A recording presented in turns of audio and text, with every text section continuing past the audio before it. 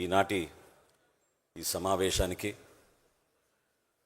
మనందరినీ ఒక అద్భుతమైన నాయకత్వం ఇవ్వడమే కాకుండా మన భవిష్యత్తుని తన బాధ్యతగా ప్రజల్ని ఒక రాజకీయంలో మార్పు తీసుకురావాలి, ఈ వ్యవస్థలో ఒక మార్పు తీసుకురావాలని అల్పెరగని పోరాటం చేసిన జనసేన పార్టీ అధ్యక్షులు, ఆంధ్రప్రదేశ్ రాష్ట్ర ఉప ముఖ్యమంత్రి గౌరవనీయులు పవన్ కళ్యాణ్ గారికి, అదేవిధంగా ఈ సమావేశానికి విచ్చేసిన గౌరవ మంత్రివర్యులు దుర్గేష్ గారికి, గౌరవ పార్లమెంట్ సభ్యులు బాలశౌరి గారికి, ఉదయ్ గారికి, ఇక్కడ విచ్చేసిన గౌరవ శాసనసభ్యులు, శాసన మండలి సభ్యులు, వివిధ కార్పొరేషన్ల చైర్మన్లు, డిసిసిబి అధ్యక్షులు, పిఏసిఎస్ చైర్మన్లు, డైరెక్టర్లు, వివిధ స్థాయిలో రాష్ట్ర వ్యాప్తంగా జనసేన పార్టీ ప్రస్థానంలో ఒక నమ్మకంతో నడిచిన మన ఉద్యమి సభ్యులు, ఈ కార్యక్రమం వెనక ఎంతో కృషి చేసిన అనేక విభాగాలు, వ్యక్తులు, వాళ్ళందరినీ ప్రత్యేకంగా నేను ఈ సందర్భంగా మనస్ఫూర్తిగా అభినందిస్తున్నాను, ఆహ్వానిస్తున్నాను. జనసేన పార్టీ ప్రయాణం 2014లో మన పార్టీ అధ్యక్షులు స్థాపించినప్పుడు 150 మందితో మనం ప్రారంభించుకున్నాం. ఆ రోజు నుంచి ప్రతి కార్యక్రమంలో ప్రతి అడుగు తన సొంతంగా భావించుకుని నిలబడిన జన సైనికులు, వీర మహిళల్ని ముందుగా శిరస్సు వహించి నమస్కరిస్తున్నాను. సభ్యత నమోదు కార్యక్రమం అంటే ఒక సంఖ్య కోసం కాదు, అందులో ఉన్న విలువలు, పవన్ కళ్యాణ్ గారు చేసిన ఈ ప్రస్థానంలో భాగస్వాములు అవ్వాలని 10 మంది దగ్గరికి వెళ్ళి పార్టీ సిద్ధాంతాల గురించి చెప్పి ఏ విధంగా సమాజంలో ఒక మార్పు కోసం, ఈ రాజకీయ వ్యవస్థలో ఒక మార్పు కోసం ఏ విధంగా యువతలో ఒక స్ఫూర్తి నింపాలని ఆయన ప్రయత్నం చేస్తున్నారో ఆ ఆలోచనని ప్రజల్లోకి తీసుకెళ్లాల్సిన బాధ్యత తీసుకుని వెళ్ళిన సాధకులు, ఉద్యములు, వీళ్ళందరూ కూడా నిలబడింది ఈ కార్యక్రమంలో భాగంగా. ఏనాడు కూడా స్వార్థంతో పనిచేసిన వ్యక్తులు కాదు.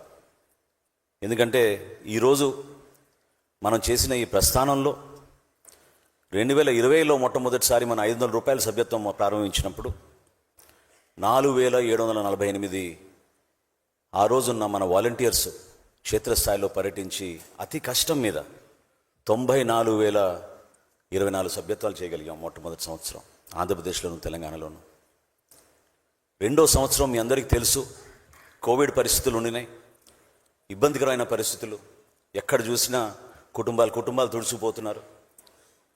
గతంలో మనం చేసిన సేవా కార్యక్రమాల్ని కొనసాగిస్తూ సభ్యత్వ కార్యక్రమం మాత్రం ప్రాధాన్యత ఇచ్చుకుంటూ మీరందరూ కూడా నిలబడిన స్ఫూర్తి ఎవరు కూడా మర్చిపోలేం. ఫిబ్రవరి 2022లో ప్రారంభించిన కార్యక్రమంలో 8,696 మంది వాలంటీర్స్ కృషి చేసి 3,27,000 సభ్యత్వం ఆ రోజులోనే మనం చేయగలిగాం. తర్వాత ఫిబ్రవరి 2023లో 9,275 మంది వాలంటీర్స్ 5,58,930 సభ్యత్వం ఆంధ్రప్రదేశ్లోను, తెలంగాణలోను తీసుకురాగలిగాం. ఎన్నికలైన తర్వాత మీ అందరికీ తెలుసు ఏ విధంగా నిలబడి మనందరం కూడా కొత్త ఉత్తేజంతో, స్ఫూర్తితోటి రిజిస్టర్డ్ పొలిటికల్ పార్టీ నుంచి రికగ్నైజ్డ్ పొలిటికల్ పార్టీగా ఎదిగి మనకి పర్మనెంట్గా మన సింబల్, మన చిహ్నం, మనం గాజు గ్లాస్ గుర్తు మనకు వచ్చేటట్టు 21 మంది శాసనసభ్యులు, 2 పార్లమెంట్ సభ్యులు, 2 శాసన మండలి సభ్యులు, అదేవిధంగా ఆంధ్రప్రదేశ్ రాష్ట్రానికి ఒక ఉప ముఖ్యమంత్రిని మన ప్రజలందరూ కూడా నమ్మి కూటమిని గెలిపించిన తీరు మీరందరూ కూడా చూశారు. ఆ రోజు చేసిన సభ్యత్వంలో జూలై 2024లో 12,18,000 సభ్యత్వం, 12,596 మంది వాలంటీర్స్ ఆ రోజు మనస్ఫూర్తిగా కార్యక్రమంలో పాల్గొన్నారు. ఈ సంవత్సరం మన పార్టీ అధ్యక్షులు పవన్ కళ్యాణ్ గారు మొదటి నుంచి కూడా 25 లక్షలు చేయాలి, అదొక టార్గెట్ పెట్టుకుని పనిచేయండి అని చాలా మోటివేట్ చేశారు. అనేక కారణాల వలన కొంతమంది ఒక కన్ఫ్యూజన్ తోటి, ఆ కన్ఫ్యూజన్ ఎందుకు కూడా మీకు చెప్తాను. ఎట్టకేలకు మనం 21,50,000 సభ్యత్వం మీ అందరి కష్టంతో చేయగలిగాం. ఇది మనస్ఫూర్తిగా అభినందిస్తున్నాను. ఎందుకంటే క్షేత్రస్థాయిలో చూశాను అది ఎంత ఇబ్బందికరమైన పరిస్థితి ఉండిందో. చాలామంది ఇన్సూరెన్స్తో ముడిపడి ఉంది మన సభ్యత్వం అనే ఆలోచనపైనే ఎక్కువ కాన్సన్ట్రేట్ చేశారు. మిమ్మల్ని అందరినీ కూడా నేను మనస్ఫూర్తిగా కోరుతున్నాను, ఈ సందర్భంగా గర్వపడే విధంగా జనసేన పార్టీ సభ్యత్వం తీసుకోవాలి. పార్టీ కోసం అంకిత భావంతో పనిచేసే వ్యక్తుల్ని మనం తీసుకోవాలి. పార్టీ సిద్ధాంతాల్ని ముందుకు తీసుకెళ్లే వ్యక్తుల్ని మనం తీసుకోవాలి. పవన్ కళ్యాణ్ గారి నాయకత్వాన్ని నమ్మిన వ్యక్తుల్ని మనం ఆహ్వానించాలి, వాళ్ళని ముందుకు తీసుకెళ్ళాలి. ఈ ప్రస్థానంలో చాలా బాధాకరమైన విషయం ఏంటంటే 1034 మంది జన సైనికులు, వీర మహిళలు ప్రాణాలు కోల్పోయారు ఆ రోజు నుంచి. అంటే 2020 నుంచి మనం ఎప్పుడైతే సభ్యత్వం ప్రారంభించామో ఆ రోజు నుంచి ఈ రోజు వరకు 1034 జన సైనికులు, వీర మహిళలు చాలా బాధాకరమైన సంఘటనలో ప్రాణాలు కోల్పోయారు. ఈ కార్యక్రమం ద్వారా వారి కుటుంబానికి భరోసా ఇస్తూ క్షేత్రస్థాయిలో ఉన్న నాయకత్వం అందరం కూడా వెళ్ళి వాళ్ళ బిడ్డల్ని మనం చదివిస్తాం. ఎప్పుడు మీకు ఎటువంటి సమస్య ఉన్నా జనసేన పార్టీ మీ వెంట ఉంటుంది అని ఆ రోజు మనకి పదవిలో లేకపోయినా కూడా ఆ కుటుంబాలకి భరోసా ఇచ్చి 46,35,00,000 రూపాయలు ఆ కుటుంబాలకి పార్టీ అధ్యక్షులు పవన్ కళ్యాణ్ గారు సంతకం చేసిన ఈ చెక్కుల ద్వారా వాళ్ళందరూ కూడా అందించాం. సో దయచేసి మనందరం కూడా ముందుగా వాళ్ళు చేసిన త్యాగాలు, వాళ్ళు ఏ విధంగా కలలు గాను అని పవన్ కళ్యాణ్ గారు చెప్పారో దానికోసం నిలబడిన ఆ వ్యక్తుల్ని, ఆ కుటుంబాలని మనం ఈ సందర్భంగా మనస్ఫూర్తిగా జనసేన పార్టీ నుంచి వారికి, వారి కుటుంబానికి మనోధైర్యం ఇచ్చే విధంగా మనం నిలబడదాం. వీటితో పాటు ఈ కార్యక్రమాన్ని ముందు తీసుకెళ్ళగలిగామంటే ఖచ్చితంగా ఒక పర్పస్ ఉండాలి, ఒక కమిట్మెంట్ ఉండాలి, డిసిప్లిన్ ఉండాలి. ఈ 3 లేనిదే ఈ ప్రస్థానం చేయలేం, ఏది కూడా మనం అచీవ్ చేయలేం. ఎందుకంటే ఒక మార్పు వచ్చేసింది, అన్ని డిజిటల్ టెక్నాలజీస్, డిజిటల్ ఏజ్ వచ్చేసింది. సోషల్ మీడియాని ఎక్కువగా ప్రభావితం అయ్యే విధంగా ప్రతి ఒక్కరం కూడా చూస్తున్నాం.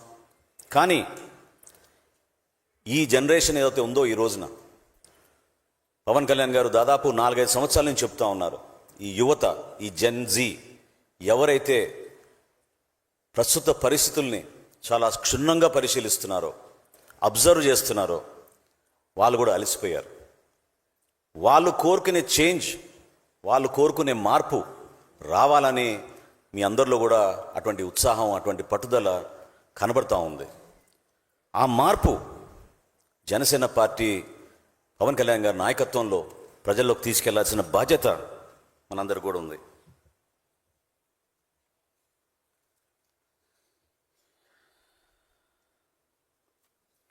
అదేవిధంగా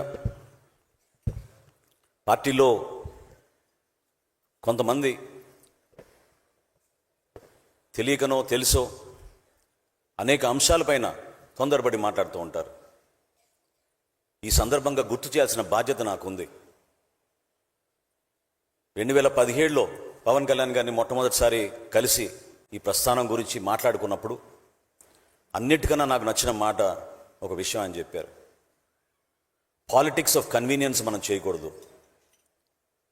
పాలిటిక్స్ ఆఫ్ కన్వీనియన్స్ మనం చేయకూడదు అంటే సందర్భాన్ని బట్టి మనం మాట్లాడి, సందర్భాన్ని బట్టి మనం మారిపోయి వ్యవస్థని మన కోసమే వాడుకునే విధంగా రాజకీయాలు చేయకూడదు.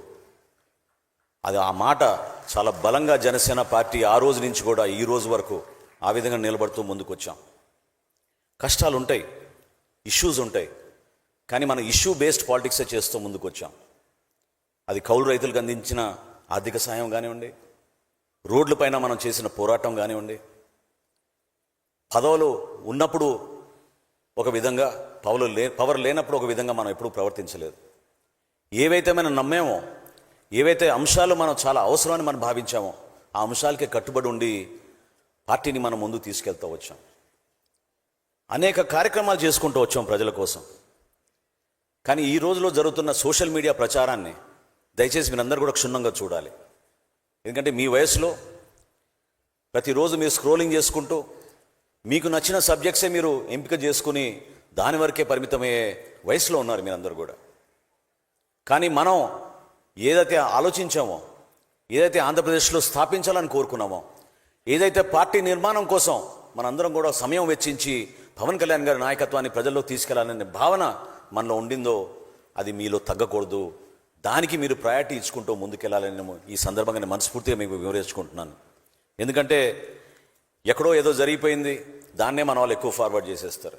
అది పార్టీకి మేలా నష్టమా, దానివల్ల ఉపయోగమా, 10 మందికి మనం ఈ సమాచారం అందించగలుగుతున్నాం అనే విషయం కూడా ఆలోచించకుండా తొందరపడి స్పందించే మనస్తత్వం, ఒక మార్పు మీలో రావాలి. ఏ కార్యక్రమం చేసినా మనం ఒకటే ఆలోచించుకోవాలి, మనకి వర్గాలు లేవు. జిల్లాలో ఉన్న గ్రూపులు అందరూ కూడా గుర్తుపెట్టుకోండి, భిన్న నాయకత్వాలు లేవు మనకి. కేవలం పవన్ కళ్యాణ్ గారి నాయకత్వం ఉంది జనసేన పార్టీలో. ఆయన కోసమే మనందరం కూడా పనిచేయాలి. ఆయన కోరేది కూడా మీ మంచి కోసమే. ప్రతి ఒక్కరిని ఆయన చూశారు, కష్టపడే వాళ్ళని ఎంపిక చేశారు, అవకాశాలు కల్పించారు, పదవులు ఇచ్చారు. కానీ పదవులు ఇచ్చినంత మాత్రాన మీకు బాధ్యత లేదనే భావన దయచేసి తెచ్చుకోబాకండి. ఎవరైతే పదవులు ఈ రోజున పవన్ కళ్యాణ్ గారు మిమ్మల్ని గుర్తించి ఇచ్చారో వాళ్ళందరికీ కూడా నేను మనవి చేస్తున్నా, మీకు ఈరోజు ఒక బంగారమైన అవకాశం కల్పించారు. మీ నాయకత్వం పెంచడానికి అవకాశం కల్పించారు. దాన్ని క్షేత్రస్థాయిలో మీరు ఉపయోగించండి. కార్యాలయాల నిర్మాణం చేయండి. ఈ రోజున మీకు సిబ్బందితో పాటు జీతాలతో పాటు మీకు కార్లు, అన్ని విధాలుగా సౌకర్యాలు కల్పిస్తున్నప్పుడు మనం ఏం చేయగలుగుతున్నాం మన పార్టీ కోసం అనే ఆలోచన మీ అందరిలో కూడా రావాలి. అంతేగాని ఫ్లెక్సీల్లో మన ఫోటో ఉందో లేదా, మనకి ఏ విధంగా మనకి కుర్చీ ఏర్పాటు చేశారు అనే అంశాలు కాదు మన ప్రస్తావన. చాలా పొరపాటు అది. రాజకీయాల్లో ఎవరు కూడా స్థానం ఒకరిని పిలిచి ఇవ్వరు. We have to earn, we have to fight for it, we have to win the election. అప్పుడే మనకు ఆ స్థానం దక్కుతుంది. ఆ గుర్తింపు కోసం ఆ నాయకత్వాన్ని నిలబెట్టుకోవాలి. అటువంటి ప్రస్థానం మనం చేశాం, అంత ధైర్యంగా మనం చేశాం. ఏమీ లేదు భవిష్యత్ అనుకున్న రోజుల్లో ఈ విధంగా మనం కష్టపడి ఇంత దూరం ప్రయాణం చేసాం. ఈ రోజున దాన్ని మీరు ఎవరు కూడా మర్చిపోబాకండి. రాబోయే రోజుల్లో మనకి స్థానిక సంస్థల్లో పోటీ చేసే అవకాశం రాబోతోంది. దయచేసి ఇక్కడ విచ్చేసిన యువత, మహిళలు, మీరు చేసిన ఆ త్యాగాలు ఎవరు కూడా మర్చిపోలేరు. కానీ ఆ వేదికని మీరు ఉపయోగించుకోండి, ఆ అవకాశాన్ని మీరు ఉపయోగించుకోండి. స్థానిక సంస్థల నుంచి మన నాయకత్వం పెంచుకుంటూ పోతే మీకు ఒక అద్భుతమైన భవిష్యత్తు రాబోయే రోజుల్లో రాజకీయ పరంగా మన పార్టీ ఎదిగినప్పుడు ఉంటుంది మీకు. దాన్ని మీరు మర్చిపోబాకండి. పోటీ చేయాలి. పోటీ చేసిన అభ్యర్థుల్ని మనం గెలిపించాలి. కూటమిలో భాగస్వామ్యంగా పవన్ కళ్యాణ్ గారు ఎవరు నిర్ణయిస్తే వారి కోసమే మనం మద్దతు తెలిపి నిజాయితీగా పనిచేసే మనస్తత్వం కేవలం జనసేన పార్టీ జన సైనికులకి, వీర మహిళలకి ప్రతి ఎన్నికల్లో కూడా మనం చేసి చూపించాం. గతం మీరందరూ కూడా మర్చిపోకూడదు. ఈ మాట ఎందుకంటున్నారంటే చాలామంది ఈ రోజున పెద్ద పెద్ద మాటలు మాట్లాడుతున్నారు ఇతర పార్టీ వాళ్ళు కూడా. పోటీ చేయనప్పుడు, ఏకపక్షంగా ఎన్నికలు జరగాలన్నప్పుడు, యునానిమస్ ఎలక్షన్ జరగాలన్నప్పుడు నిలబడింది మన జన సైనికులు, మన వీర మహిళలు. ఆ రోజున ప్రతి చోట మన నామినేషన్ వేసాం. ఆ రోజున ఎంపీటీసీలుగా గెలిచాం, జెడ్పీటీసీ గెలిచాం, సర్పంచ్లుగా గెలిచాం. ఆ రోజున పవన్ కళ్యాణ్ గారి పిలుపు మేరకు కష్టకాలంలో కూడా మనం నిలబడ్డాం. కేసులు పెట్టించుకున్నాం, రకరకాలుగా అవమానపరిచారు. ఇంట్లో ఉన్న మహిళల్ని ఎన్ని రకాలుగా సోషల్ మీడియాలో ఏ విధంగా ప్రచారం చేశారో మీరు చూశారు. మన నాయకుడిని ప్రతిరోజు అనుక్షణం సోషల్ మీడియాని ఒక వెపన్గా వాడి ఏదో విధంగా ఆయన తగ్గించాలి, ఏదో విధంగా ఆయన దూరం చేయాలని చేసిన ప్రయత్నం, దానికి 100% ఎదురు దెబ్బ కొట్టి నిలబడింది మన జన సైనికులు, వీర మహిళలు. అద్భుతంగా చేశారు. ఈ రోజున వందల సంఖ్యలో జీతాలు ఇచ్చి పెట్టుకుంటున్నారు సోషల్ మీడియాకి. జనసేన పార్టీకి అటువంటిది ఎక్కడా లేదు వ్యవస్థ. నిలబడేది మన జన సైనికులు, మన వీర మహిళలు, మన శతాగ్నిలో ఉన్న సభ్యులు. వాళ్ళు అద్భుతంగా ఈ కార్యక్రమాన్ని ముందుకు తీసుకెళ్తున్నారు. ఏనాడు కూడా మనం పెయిడ్ అడ్వర్టైజ్మెంట్ చెయ్యం, స్పాన్సర్షిప్లు చెయ్యం. వందల సంఖ్యలో ఎంప్లాయీస్ పెట్టుకుని మనం తెర వెనక నుంచి మనం కార్యక్రమాలు నడపాం. ప్రజలు నమ్మాం. ప్రజలు ఏ విధంగా మనని గౌరవిస్తున్నారో ఆ గౌరవాన్ని ప్రజలకు అందే విధంగా, మన పార్టీ సభ్యులకు అందే విధంగా మనం నడుచుకుంటూ ముందుకెళ్తాం తప్ప ఆ విషయంలో ఏనాడు కూడా మనం రాజీ పడలేదనే విషయం నేను దయచేసి మీ దృష్టికి తీసుకొస్తున్నాను. 2 సంవత్సరాలు పూర్తవబోతోంది. మనందరం కూడా మొన్న పవన్ కళ్యాణ్ గారు చెప్పారు, మనం సమీక్షించుకోవాలి.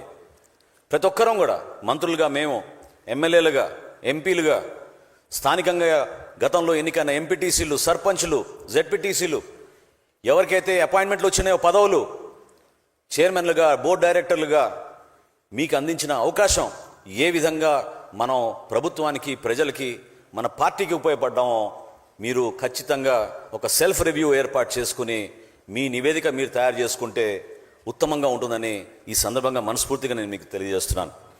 ఎందుకంటే రాజకీయాల్లో ఎవరైనా సరే కష్టపడే మనస్తత్వం, నిజాయితీగా నిలబడే మనస్తత్వం, నాయకత్వాన్ని నమ్మకంతో నిలబడిన మనస్తత్వమే రాజకీయాల్లో మనం దూర ప్రయాణం చేయగలుగుతాం తప్ప ఏ రోజుకి ఆ రోజు మనం మారుతూ పోతూ ఉంటే ఆ నిలకడ లేని వాళ్ళు రాజకీయాల్లో సుదీర్ఘమైన ప్రస్థానం చేయడం చాలా కష్టం. ఒక్కసారి మీరు గుర్తుపెట్టుకోవాలి, మనం బలపడాలంటే కొత్తగా మనం సభ్యుల్ని కూడా ఆహ్వానించాలి. ఇతర పార్టీల నుంచి వచ్చిన సభ్యుల్ని మనం ఆహ్వానించినప్పుడు ఆ సభ్యులు కూడా జనసేన పార్టీ సిద్ధాంతాలకి త్వరగా వాళ్ళు కట్టుబడి మన జన సైనికులు, మన వీర మహిళలు మనసు పొందినప్పుడు ఖచ్చితంగా వాళ్ళకి ఆ నాయకత్వం ఇచ్చే బాధ్యత కూడా మీరు తీసుకోవాలి. పార్టీ బలపడాలంటే మనం అందరినీ ఆహ్వానించాలి, పెద్ద మనసుతో రమ్మనాలి, చూడాలి. అటువంటి నాయకత్వాన్ని మనం పెంచుకునే విధంగా 175 నియోజకవర్గాల్లో కూడా మనం కలిసి ముందుకెళ్లాల్సిన అవసరం, సందర్భం వచ్చింది. సాధకులు కూడా చాలా కష్టపడి ఈ సభ్యత్వం చేశారు. గత 4 సంవత్సరాల నుంచి ఎవరైతే పాపం చిన్న చిన్న పనులు చేసుకునే వాళ్ళు, ఎవరైతే పెన్షన్ రాగానే ఆ డబ్బు తీసుకెళ్ళి సభ్యత్వం చేయించుకునే వాళ్ళు, ఎవరైతే కూలీ పనులు చేసేవాళ్ళు, వాళ్ళు కూడా ఈ రోజున ఈ 21 లక్షల్లో మరొకసారి ఆ నమ్మకంతో చేరారు మనతో పాటు.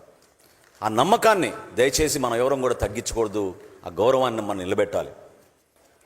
మనం ఈరోజు పొత్తులో ఉన్నాం, ప్రభుత్వంలో ఉన్న పెద్దలు అదేవిధంగా ఏ విధంగా ఈరోజు జనసేన పార్టీని భారతదేశంలో ఆ గుర్తింపు తీసుకొచ్చారో మన పార్టీ అధ్యక్షులు పవన్ కళ్యాణ్ గారు, ఆ గుర్తింపుని గౌరవించి మొన్న నరేంద్ర మోడీ గారు పవన్ కళ్యాణ్ గారికి ఆరోగ్యం బాలేదని తెలిసి ఆయన ఇంటికి రావడం, మనందరం కూడా మనస్ఫూర్తిగా భారతీయ జనతా పార్టీ నాయకత్వానికి, గౌరవ ప్రధానమంత్రి నరేంద్ర మోడీ గారికి ప్రత్యేకంగా మనందరి తరఫున ఆయనకి ధన్యవాదాలు తెలపాలి. ఆ గౌరవం మన నాయకుడికి అందించిన సందర్భం మీ అందరూ చూశారు. ఎంత కష్టపడి ప్రయాణం చేయగలిగితే పవన్ కళ్యాణ్ గారు ఆ స్టేజ్కి చేరారో దాన్ని మీరు ఆదర్శవంతంగా తీసుకోండి. ఎన్నో సందర్భాల్లో చాలామంది అవమానపరిచారు, అవహేళన చేశారు, సందర్భం లేని మాటలు కూడా చాలా చెప్పారు. కానీ దీని వెనక ఒక డిసిప్లిన్, ఈ ప్రయాణం వెనుక ఒక పర్పస్, ఒక నమ్మకం ఉండింది కాబట్టే ఈ ప్రస్థానం చేయగలిగాం. ఈరోజు ఇంత అద్భుతమైన సమావేశం మనం ఏర్పాటు చేసుకోగలిగామంటే మీరందరూ కూడా పార్టీ నిర్మాణంలో మీరు భాగస్వాములు. మొన్న కార్యక్రమం ప్రారంభించుకుందాం అనుకున్నప్పుడు పవన్ కళ్యాణ్ గారు ఒకటే మాట అన్నారు, ముందు సాధకులతో కూర్చుని మనం మాట్లాడుకుందాం, దాని తర్వాత కార్యక్రమం చేద్దామని. అంటే ఒక నాయకుడు ఎంత ఓపెన్గా, ఎంత ఓపెన్ మైండెడ్గా నాయకత్వం పెంచాలనే ఆలోచనతో ఆయన ఆలోచిస్తున్నారో దాన్ని మీరు గుర్తించండి. అంతేగాని ఒక్కొక్క నియోజకవర్గాన్ని నుంచి సడన్గా 100-200 బయోడేటాలు వచ్చేస్తున్నాయి, పిఓసిగా మమ్మల్ని అపాయింట్ చేయండి అని. సాధ్యం పడదు అది. ఏ నియోజకవర్గంలో ఎవరు కష్టపడి పనిచేశారో, ఏ నియోజకవర్గంలో ఎవరు ఏ విధంగా పార్టీ సిద్ధాంతాలు నమ్ముకుని పవన్ కళ్యాణ్ గారి నాయకత్వాన్ని నమ్ముకుని నిలబడ్డారో, ఏ విధంగా వాళ్ళు కష్టపడి మనతో పాటు ప్రయాణం చేశారో వాళ్ళకి ప్రాధాన్యత ఇవ్వాల్సిన సందర్భం ఖచ్చితంగా వచ్చింది. ఆ విషయం మీరెవ్వరు కూడా అధైర్యపడకుండా పవన్ కళ్యాణ్ గారి నాయకత్వం పైన నమ్మకంతో మీరు నిలబడండి. పార్టీ అటువంటి పొరపాట్లు చేయదు. అన్ని విధాలుగా అన్ని కోణాల నుంచి చూసి అర్హత ఉన్న ప్రతి ఒక్కరికి అడ్జస్ట్ చేసి వాళ్ళకి అకామిడేట్ చేసే విధంగా పవన్ కళ్యాణ్ గారు ప్రతి అడుగు వేస్తారు. అందులో మీరందరూ కూడా కుటుంబంలో ఉన్నారు, భాగస్వాములు అయినందుకు గర్వపడండి. జనసేన పార్టీని ఇంకా మనం అద్భుతంగా ముందుకు తీసుకెళ్లాల్సిన బాధ్యత కూడా మీ పైన ఉంది. రాబోయే రోజుల్లో నేను మరొక్కసారి మిమ్మల్ని కొనియాడుతున్నాను. స్థానిక సంస్థల ఎన్నికలు ఒక అద్భుతమైన అవకాశం, అద్భుతమైన అవకాశం. మీ నాయకత్వం పెంచుకోవాలి, నిలబడాలి, దానికోసం పనిచేయాలి. అంతేగాని టికెట్ వచ్చినాక మనం పోయి పని చేద్దామంటే ఎవరు గుర్తించారు మిమ్మల్ని? ప్రజలు కూడా మారారు, ప్రజలు కూడా చూస్తూ ఉంటారు ఏ విధంగా మీరు కంట్రిబ్యూట్ చేశారు ప్రాంతానికని. ఒక గ్రామంలో ఒక సమస్యలపైన మీరు ఎట్లా మాట్లాడారు, ఏ విధంగా మీరు ఆ ప్రాంతానికి న్యాయం చేయాలని మీరు పోరాడారు, ఏ విధంగా జనసేన పార్టీలో మీరు ప్రస్థానం చేశారో కూడా చూస్తారు ప్రజలు. మన సభ్యులు కాకపోయినా వాళ్ళు ఆ విధంగా చూస్తారు. ఎందుకంటే నిలకడగా ఉన్న మనిషి, కమిట్మెంట్ ఉన్న మనిషి, పర్ఫెక్ట్గా మాట్లాడే మనిషి అనే విషయాలు క్షేత్రస్థాయిలో లోకల్ బాడీ ఎలక్షన్స్లో అందరు కూడా చూస్తూ ఉంటారు. రాబోయే రోజుల్లో కార్పొరేషన్ ఎలక్షన్లు ఉన్నాయి, మున్సిపల్ ఎలక్షన్లు ఉన్నాయి, పంచాయతీరాజ్ విభాగం నుంచి నిర్వహించబోయే ఎంపీటీసీలు, జెడ్పీటీసీలు, సర్పంచ్ ఎన్నికల్లో కూడా అద్భుతమైన అవకాశం మన జన సైనికులకి, వీర మహిళలకు దక్కుతుంది. దానికోసం మీరు క్షేత్రస్థాయిలో సిద్ధపడి కార్యక్రమం విజయం కోసం, పార్టీని ఇంకా అద్భుతంగా ముందుకు తీసుకెళ్ళడానికి కోసం మీ వంతు మీరు కృషి చేయాల్సిన ఆ సమయం ఆసన్నమైంది. దానికోసం మీరు ధైర్యంగా నిలబడండి. దానికోసం మీరు మరొకసారి మీ ఎనర్జీని తెచ్చుకుని, ఏ విధంగా మనం కవాతులు చేసేవాళ్ళమో, ఏ విధంగా మనం పాదయాత్రలు చేసేవాళ్ళమో, ఏ విధంగా మనం జెండా పట్టుకుని ప్రతి కార్యక్రమాన్ని పిలిచినా పిలవకపోయినా పవన్ కళ్యాణ్ గారి కోసం మనందరం నిండు మనసుతో పోయి పాల్గొనే వాళ్ళమో, ఆ స్ఫూర్తిని మళ్ళీ తీసుకొచ్చి జనసేన పార్టీని అద్భుతంగా ముందుకు తీసుకెళ్ళమని మిమ్మల్ని అందరినీ కొనియాడుతూ, మరొకసారి ఇక్కడికి విచ్చేసిన ప్రతి ఒక్కరికి పార్టీ నుంచి మనస్ఫూర్తిగా ధన్యవాదాలు తెలుపుకుంటూ, కార్యక్రమం అయిన తర్వాత మీ అందరికీ అద్భుతమైన భోజనాలు ఏర్పాటు చేయమని ప్రత్యేకంగా మన పార్టీ అధ్యక్షులు పవన్ కళ్యాణ్ గారు చెప్పారు. గతంలో ఎన్నడూ లేని విధంగా భోజనాలు ఏర్పాటు చేయమన్నారు. ఆ విధంగానే ఏర్పాటు చేశాం. కాబట్టి దూర దూర ప్రాంతాల నుంచి మీరు అందరూ తరలి వచ్చారు. ఖచ్చితంగా మన పార్టీ అధ్యక్షులు పవన్ కళ్యాణ్ గారు మాట్లాడిన తర్వాత ఒక డిసిప్లిన్ విధానంలో మనందరం కూడా కలిసిమెలిసి ఒక చక్కటి వాతావరణంలో జనసేన పార్టీని ముందుకు తీసుకెళ్దామని మనస్ఫూర్తిగా కోరుకుంటూ, నాకు ఈ అవకాశం ఇచ్చినందుకు పవన్ కళ్యాణ్ గారికి ప్రత్యేకంగా మనస్ఫూర్తిగా ధన్యవాదాలు తెలుపుకుంటూ, జై జనసేన, జై జనసేన. ఇప్పుడు మన పార్టీ అధ్యక్షులు పవన్ కళ్యాణ్ గారిని మాట్లాడమని కోరుతున్నాను.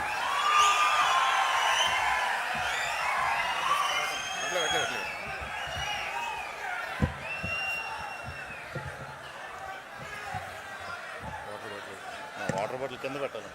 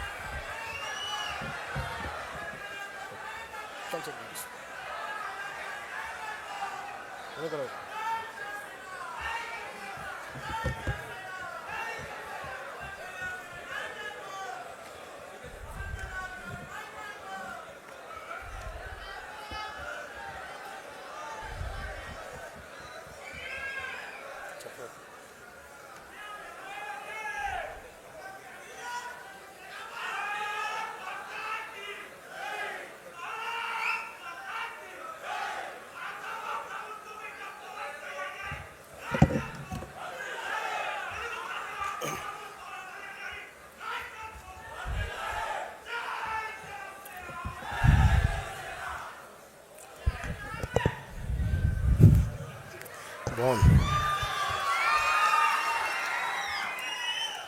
జై భారత్. తెలంగాణ నుంచి కర్ణాటక,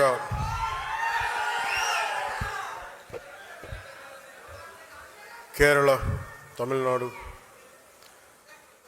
దాదాపు ఈ రాష్ట్రాల నుంచి ఇంకా యూపీ కొన్ని చోట్ల కూడా ఎక్కువ సంఖ్య లేకపోవచ్చే కానీ అది ఒక 25-50 అవ్వచ్చేమో కానీ తెలంగాణలో మొదలెట్టిన జనసేన ప్రస్థానం అటు కేరళ, కర్ణాటక, మహారాష్ట్ర, మారుమూల మనకి దూరంగా ఉండే రాష్ట్రాల్లో కూడా కనీసం ఒక 50 మంది మేము జనసేన కోసం పనిచేస్తామని యూపీ లాంటి రాష్ట్రం నుంచి కూడా రావడం నాకు నిజంగా చాలా చాలా ఆనందం కలిగించింది. 150 మందితో ప్రారంభించిన తెలంగాణలో ప్రారంభించిన జనసేన ఈరోజు 21 లక్షల పైచలకు సభ్యులతోటి, ఉద్యమీ సభ్యత్వంతో ఈరోజు ఇక్కడికి మిమ్మల్ని ఈ సందర్భంలో కలవటం నాకు చాలా చాలా ఆనందంగా. ఇందాక రాగానే అడిగాను ఆరోగ్యం ఎలా ఉందని. ఆరోగ్యం బాగుంది. చెప్పాలి కదా నాకు, అంటే ఆరోగ్యం ఎలా ఉంది ఇవన్నీ అంటే కారణాలు ఏంటి అని అంటుండే మన వాళ్ళు ప్రేమతోటి నా భుజాలు లాగేశారు. సో నాకు లాస్ట్ 2-3 ఇయర్స్లో ఏమైందంటే ఎలక్షన్ ముందు నుంచి కూడా 1 ఇయర్ ముందు నుంచి కూడా తిరగటం వల్ల ఒకటి కరోనా టైంలో నాకు ఈ కరోనా రావడం, ఒకటి ఈ లంగ్ ఇన్ఫెక్షన్ పోలేదు, అలా ఉండిపోయింది అదొకటి. తర్వాత ఈ దుమ్ము ధూళిలో తిరగటం వల్ల అది లోపల ఒక ఈ సైనస్ ప్రాంతాల్లో చాలా కరుడుగా హార్డ్ అయిపోయింది, ఆ డస్ట్ బాల్ అయిపోయింది. అందుకని ఇక్కడ వాచిపోయేది, నాకు అర్థమైంది కదా చాలా కాలం. ఆ తర్వాత ఇంకా ఒక రోజు సడన్గా ఈ ఎడ్జ్ మన ఏమంటుందని ఎక్స్టెండెడ్ విషన్ కనిపించలేదు ఒకరోజు. సో అందుకని అన్ని ప్రోగ్రామ్స్ మన అంజబాబు గారి భీమవరంలో ప్రోగ్రామ్ ఉన్నా కానీ క్యాన్సిల్ చేసి హైదరాబాద్ తిరిగి రావడానికి దాదాపు 1 నెల పట్టింది రావడానికి. అలాగే మిగతా వచ్చాం కదని చెప్పి ఏంటంటే ఇబ్బందులు ఉన్నాయి అన్నీ చేయించుకుంటే ఈ 2 భుజాల మధ్య కూడా టేర్ వచ్చేస్తుంది. వాళ్ళు అడిగారు ఎట్లా క్యాల్సిఫికేషన్ కూడా వచ్చేసింది 2 భుజాలు మన భుజాల్లో ఎట్లా వచ్చింది అని అడిగితే ఏం లేదు, నన్ను మా వాళ్ళు ప్రేమతో లాగేశారు అన్న అని చెప్పి ఒకళ్ళు ఇట్లా లాగుతారు అట్లా లాగుతారు. అంటే అంతకుమించి నాకు వేరే కారణాలు కనిపించలే. ఎందుకంటే ఒకసారి మధ్యలోకి వెళ్తున్నప్పుడు షేక్ హ్యాండ్ ఇస్తే వదలరు కదా, ఆ లాగటంలో ఎంత బలంగా గుంజుతారంటే కండ తెగిపోయేంత. కాదు మీరు ప్రేమగా కండ తెగ్గొట్టిన పర్లేదు, ప్రేమతో తీసుకుంటాను, ఎందుకంటే హీలింగ్ కూడా మీరే చేస్తారు కాబట్టి. సో ఫర్దర్గా అన్నీ బాగానే ఉన్నాయి. కానీ అలాగే చాలా సందర్భాల్లో కొంచెం వేరంటేరు ఉంటుంది కదా, ఇన్ని జీవితంతో బతికిన తర్వాత స్పైనల్ ఇష్యూస్ ఉన్నాయి, కంప్రెషన్స్ ఉన్నాయి, ఒక 10 to 11 కంప్రెషన్స్ ఉన్నాయి, డిస్కంప్రెషన్స్. కాకపోతే నాకున్న బేసిక్గా నాకు కొంచెం ఈ స్పోర్ట్ ట్రైనింగ్ ఉండటం వల్ల నాకు బాడీ తట్టుకోగలదు. అంటే ఎంత బాధ ఉంది ఎంత పెయిన్ ఉందో నాకే తెలియదు. నా పెయిన్ టాలరెన్స్ చాలా ఎక్కువ. అంటే లోపల తెగిపోయినా కానీ నాకు అర్థం కాదు, ఏదో ఇబ్బంది ఉంది ఇలా అనుకుని వెళ్ళిపోతూ ఉంటాను. తర్వాత టోటల్గా 2.5 inches ఎలా కదులుతున్నావు అంటారు డాక్టర్స్. సో ప్రస్తుతానికి అన్నీ బాగానే ఉన్నాయి. I'll make sure with all your blessings I'll be all right. నా కోసం ప్రార్థించిన మీ అందరికీ కూడా పేరు పేరున ప్రతి ఒక్కరికి నా ధన్యవాదాలు. మీరు కాకపోతే ఇంకెవరిని ప్రేమిస్తాను నేను. అలాగే దీని తర్వాత అంటే కొంచెం ఒక 4 అంశాల మీద మాట్లాడుతాను. ఒకటి పార్టీ స్ట్రక్చర్ మీద. ఒక పుష్కర కాలం తర్వాత 12 సంవత్సరాలు తర్వాత పార్టీ స్ట్రక్చర్ ఎలా ఉండాలి. ఇది ఇప్పుడు పెట్టుకుంది కాదు, 2007లో ఇందాక మన తెలంగాణ నుంచి వచ్చిన ఇక్కడ మన భైరవ్ బాస సాంబశివుడు మాట్లాడింది 10వ క్లాస్లో చూసి యూత్ వింగ్లో అప్పుడు ఎలా మాట్లాడానో అన్ని స్ఫూర్తి చెంది ఈరోజు మాట్లాడిన సాంబశివుడి మాటల గురించి చెప్తాను. 2008లో అప్పుడే రాజకీయ ప్రస్థానంలో చాలా స్పష్టతతోటి ఎలా నడపాలి యూత్ వింగ్ అని చెప్పి ఒక స్ట్రక్చర్ పెట్టుకున్నాం, ఎలా ముందుకు తీసుకెళ్ళాలి ఆ రోజున. ఆ స్ట్రక్చర్ని ఒక 12 సంవత్సరాల తర్వాత దాన్ని రియలైజ్ చేయగలిగే అవకాశం నాకు వచ్చింది. సో ఇది అన్ని పార్టీలకు ఎంత ఉంటుందో నాకు తెలియదు కానీ జనసేన, అందుకే నేను 12 సంవత్సరాలు ఎప్పుడు లూజ్గా వదిలేసాను స్ట్రక్చర్. కాంక్రీట్గా ఫిక్స్డ్గా ఎప్పుడు ప్రయత్నం చేయలేదు. ఎందుకంటే ముందు నలగాలి మనుషులు అనుకున్నాను. మన సిద్ధాంతాన్ని నమ్మిన వాళ్ళు మనతో పాటు ప్రయాణం చేద్దాం అనుకుని నమ్మాలి, వీళ్ళ కోసం నేను ఉండాలనుకున్నాను. ఒక 12 సంవత్సరాల తర్వాత అసలు మిమ్మల్ని జీవితకాలం మేము వదలమని చెప్పిన వాళ్ళందరూ పారిపోయారు, వదిలేసి వెళ్ళిపోయారు. ఎవరు నన్ను వదలలేదంటే నా జన సైనికులు, మా వీర మహిళలు వదలరు. సో మిమ్మల్ని సెంట్రైజ్ చేసే ఈ స్ట్రక్చర్ ఉంది. ఆ స్ట్రక్చర్ గురించి వివరిస్తాను. మూడవది, మీరు బాధ్యతలు వహించబోతున్నారు కాబట్టి మీకు ఐడియాలజీ 7 సిద్ధాంతాలని కొంచెం భారం అవ్వచ్చా వినడానికి, కొంచెం ఓపికగా ఉంటే భవిష్యత్తులో మీరు దీన్ని ముందుకు తీసుకెళ్ళడానికి అవకాశం ఉంటుంది. దాని మీద ఐడియాలజీ గురించి మాట్లాడతాను. అలాగే వే ఫార్వర్డ్. మిగతా రాష్ట్రాలు ఇంత ప్రేమగా వచ్చారు. కర్ణాటక నుంచి సుష్మా శ్రీనివాసన్ గారు వచ్చారు. మిగతా రాష్ట్రాల్లో మనం ఎంత చేయగలం, ఏ మేరకు మనం మద్దతు తెలపగలం, ఒక పక్క స్టేట్కి మనం జనసేన నుంచి ఇక్కడ కూర్చొని ఏం చేయగలం, దట్ విల్ హ్యావ్ దానికి ఒక దారి వెతుకుతాం. అలాగే వే ఫార్వర్డ్లో ఈ అలయన్స్ ప్రభుత్వం, ఎన్డీఏ అలయన్స్ ప్రభుత్వం, తెలుగుదేశం, భారతీయ జనతా పార్టీ, జనసేన, ఈ అలయన్స్లో ఆంధ్రప్రదేశ్కి సంబంధించి ఈ వే ఫార్వర్డ్ ఎట్లాగా, లోకల్ బాడీస్ ఎలాగా ఆ అలయన్స్ ఏర్పడటానికి వచ్చిన పరిస్థితులు వివరిస్తూ భవిష్యత్తు ఎలా ఉండాలని చాలా స్పష్టంగా మీకు తెలియజేస్తుంది. అలాగే భారతదేశం మొన్న మోదీ గారు మెసేజ్ చూశారు అందరూ, దాన్ని జనసేన తరపు నుంచి మనం ఎలా ముందుకు తీసుకెళ్ళాలి, ఈ రెండు మీకు తెలియజేస్తాను. ఈరోజు ఇన్ని వేల మంది జనసేన సాధకులతోటి సమావేశం కావడానికి ప్రధాన కారణం, జనసేన పార్టీని క్షేత్రస్థాయిలో ఇది నా పార్టీ అన్న భావంతో భుజాన మోస్తుంది మీరే. పార్టీ భావజాలాన్ని ప్రజల్లోకి తీసుకెళ్లి పార్టీ బలోపేతానికి కీలక పాత్ర పోషిస్తున్నది కూడా జనసేన సాధకులు, ఉద్యమీలు. నేను పార్టీ స్థాపించినప్పుడు నా వద్ద కేవలం ఒక భావజాలం, ఎలాంటి ప్రతికూల పరిస్థితులనైనా ఎదుర్కొనే ధైర్యం, ప్రజల జీవితాల్లో, సమాజంలో మార్పు తీసుకురావాలనే ఒక నిబద్ధత మాత్రమే ఉన్నాయి. ఆ సమయంలో నీ వెంట మేము ఉన్నామని నిలబడ్డ 150 మంది సన్నిహితులు కావచ్చు, నా జన సైనికులు కావచ్చు, నా ప్రాణం కావచ్చు, వాళ్ళే నిలబడ్డారు. ఈరోజు జనసేన వెంట ఐడియాలజీ, కరేజ్, కమిట్మెంట్ కలిగిన దాదాపు 20,000 మంది సాధకుల సమూహం నిలబడి ఉంది. దాదాపు 21.5 లక్షల పైగా జన సైనికులు, వీర మహిళల్ని ఉద్యమ సభ్యులుగా చేర్చి ఒక్కడిగా ప్రారంభమైన జనసేనని ఈ రోజున 21.5 lakhsతో బలమైన జన సైన్యంగా తీర్చిదిద్దడంలో మీ పాత్ర చాలా కీలకం. కేవలం ఆంధ్రప్రదేశ్, తెలంగాణనే కాకుండా తమిళనాడు, కర్ణాటక, కేరళ, మహారాష్ట్ర, ఒరిస్సా, ఉత్తరప్రదేశ్ రాష్ట్రాల నుండి కూడా దాదాపు 10,000 మంది పైగా ఉద్యమి సభ్యత్వం తీసుకున్నారు. జనసేన భావజాలం ఒక్క తెలుగు రాష్ట్రాలకి పరిమితం కాదు, మనది జాతీయ సమగ్రత, జాతీయ భావాలు ఉన్న పార్టీ. అందుకే ప్రతి ప్రాంతం నుండి మనకి ఆదరణ లభిస్తుంది. ఒక వ్యక్తికి పార్టీ సభ్యత్వం ఇచ్చి అతన్ని పార్టీ భావజాలం వైపు ఆకర్షించాలంటే ముందుగా మీలో బలమైన నాయకత్వపు లక్షణాలు ఉండాలి.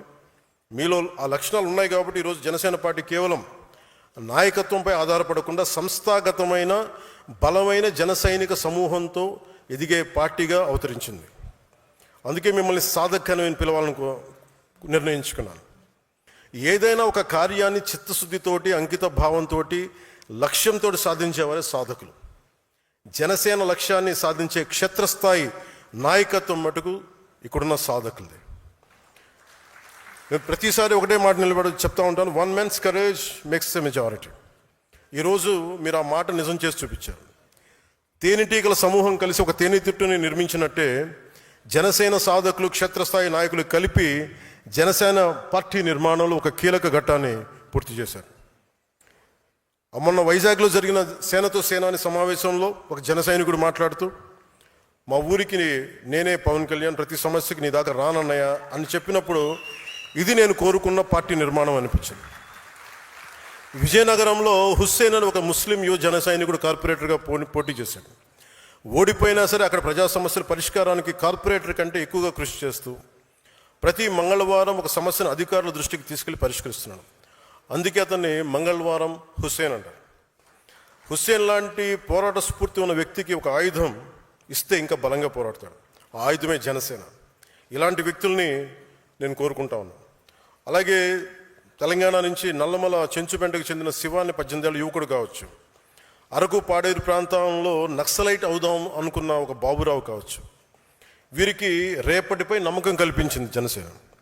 అది పర్టికులర్లీ వల్నరబుల్ ట్రైబ్ గ్రూప్ వర్ణానికి చెందిన బాబురావు ఈరోజు నక్సలిజం ఆలోచనలు వదిలి ప్రజాస్వామ్య వ్యవస్థపై నమ్మకం పెట్టుకుని జనసేన తరపున వార్డు మెంబర్గా గెలిచి ఉప సర్పంచ్గా ఎదిగాడు. ఇలా నన్ను కదిలించే సక్సెస్ స్టోరీస్ చాలా ఉన్నాయి. జనసేన అనేది ఒక రోజులో పుట్టింది కాదు, ఒక 25 ఏళ్లుగా నాలో రగులిన ఒక ఆలోచనలకి ప్రతిరూపం.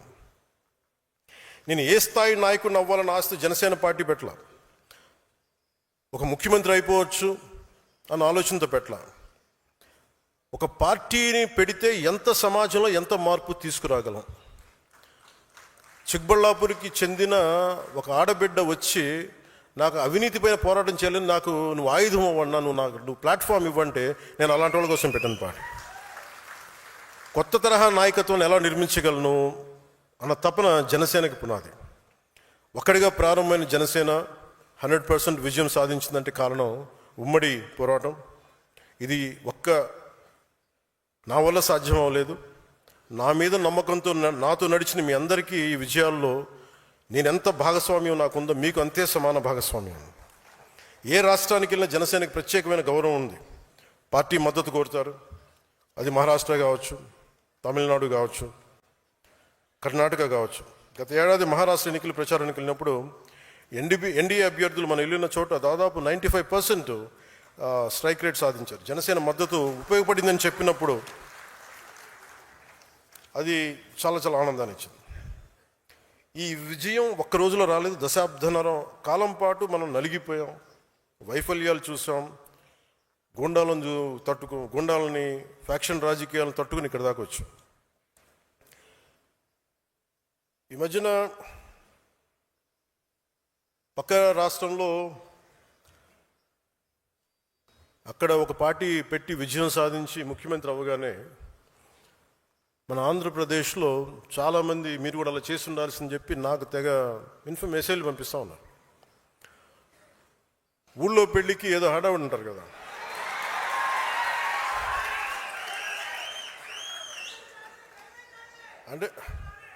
అంటే ఎలా ఉండదంటే మనకి సందులోనో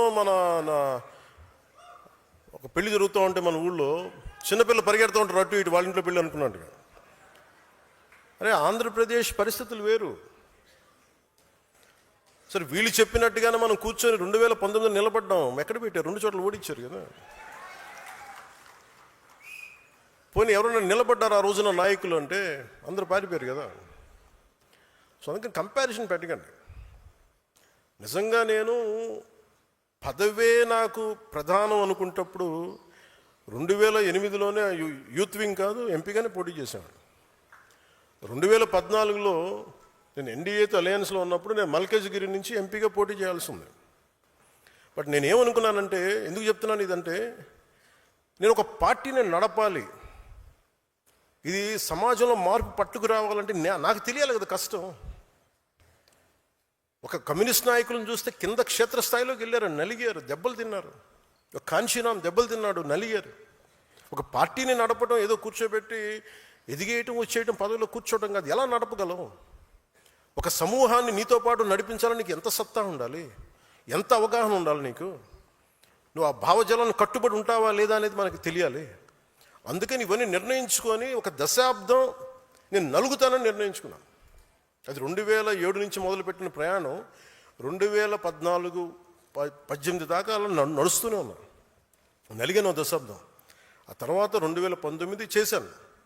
ఎంత గెలుస్తానో తెలియదు, ఓడిపోతానో తెలియదు. బట్ అసలు ఐ వాంటెడ్ ఎక్స్పెరిమెంట్. చూద్దాం ఏం జరుగుద్దు. దెబ్బ తినకుండా ఏది రాదు. అదే 2024కి దాని గురించి మళ్ళీ వివరిస్తాను మీకు. అంటే ఇవన్నీ నేను ఒక పార్టీని నడపడానికి ఎంత బలం ఉండాలి, ఎంత భావజాలం ఉండాలి, ఎన్ని కఠినమైన పరిస్థితులను ఎదుర్కొంటే తప్ప నేను నడపలేని పార్టీని. ఈ రోజున అందరూ నన్ను వదిలేసిన నేను పార్టీని చాలా ధైర్యంగా ముందుకు తీసుకెళ్ళగలను. ఆ ధైర్యం నాకు ఈ సుదీర్ఘ పుష్కర కాలం నాకు ప్రయాణం నాకు ఇచ్చింది. నాకు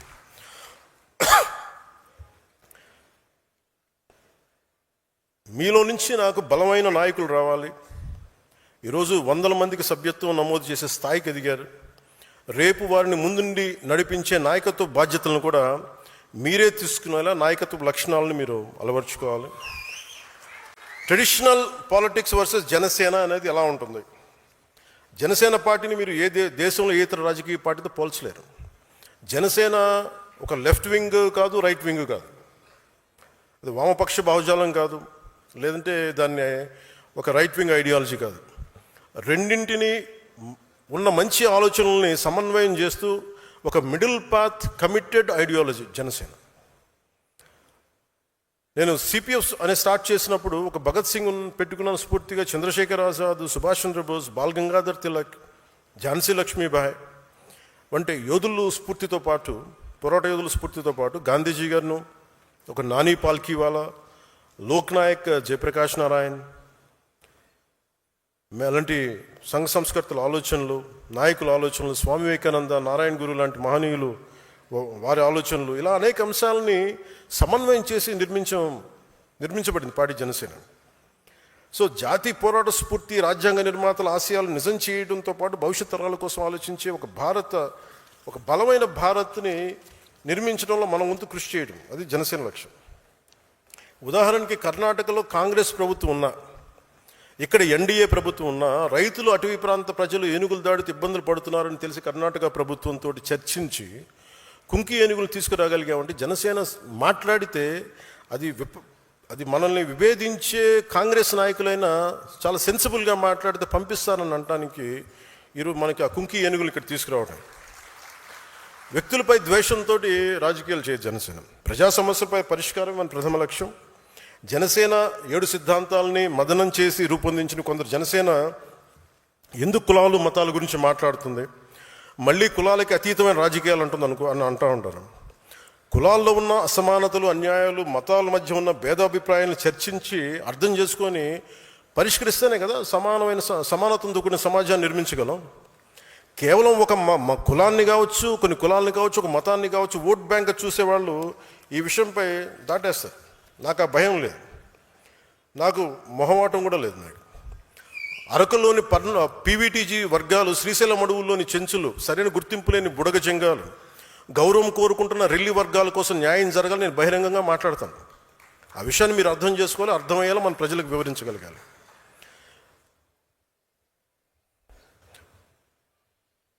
క్రియాశీలక సభ్యత్వం ప్రారంభించడానికి కారణం కార్యకర్తలు కేవలం జెండాలు మోయడానికి, సభలో హాజరు కావడానికి, ర్యాలీలు చేయడానికి కాదు. నా దృష్టిలో కార్యకర్తలే బలమైన పిల్లలు. మీరే దానికి మీరు లేకపోతే పార్టీ మనుగడకి కష్టం. అందుకని నేను మీకు సంబంధించి మీరు అండగా ఉండాలి, మిమ్మల్ని ముందుకు తీసుకెళ్ళాలి. దాంతో సమాజంలో మార్పుకి తొలి అడుగు అడిగేసే సారథి ఉద్యమి, మన నాయకత్వానికి దృఢమైన పునాది ఉద్యమి, ప్రజల్లో చైతన్యానికి ప్రతీక ఉద్యమి, యువత సంకల్పానికి ప్రతిరూపం ఉద్యమి, మార్పును సాధించే నాయకత్వం ఉద్యమి, న్యాయం వైపు నిలబడే నిర్భయం ఉద్యమి, జనసేన ఉద్యమి వారధి ఉద్యమి. ఏ పార్టీ అయినా మీకు నిలబడిపోవాలి అంటే సంస్థాగతంగా బలపడాలి. ఆ సంస్థలు ఎలా ఉండాలి? నేను పార్టీ నిర్మాణం ఎప్పటికప్పుడు జరుగుతూనే ఉంది.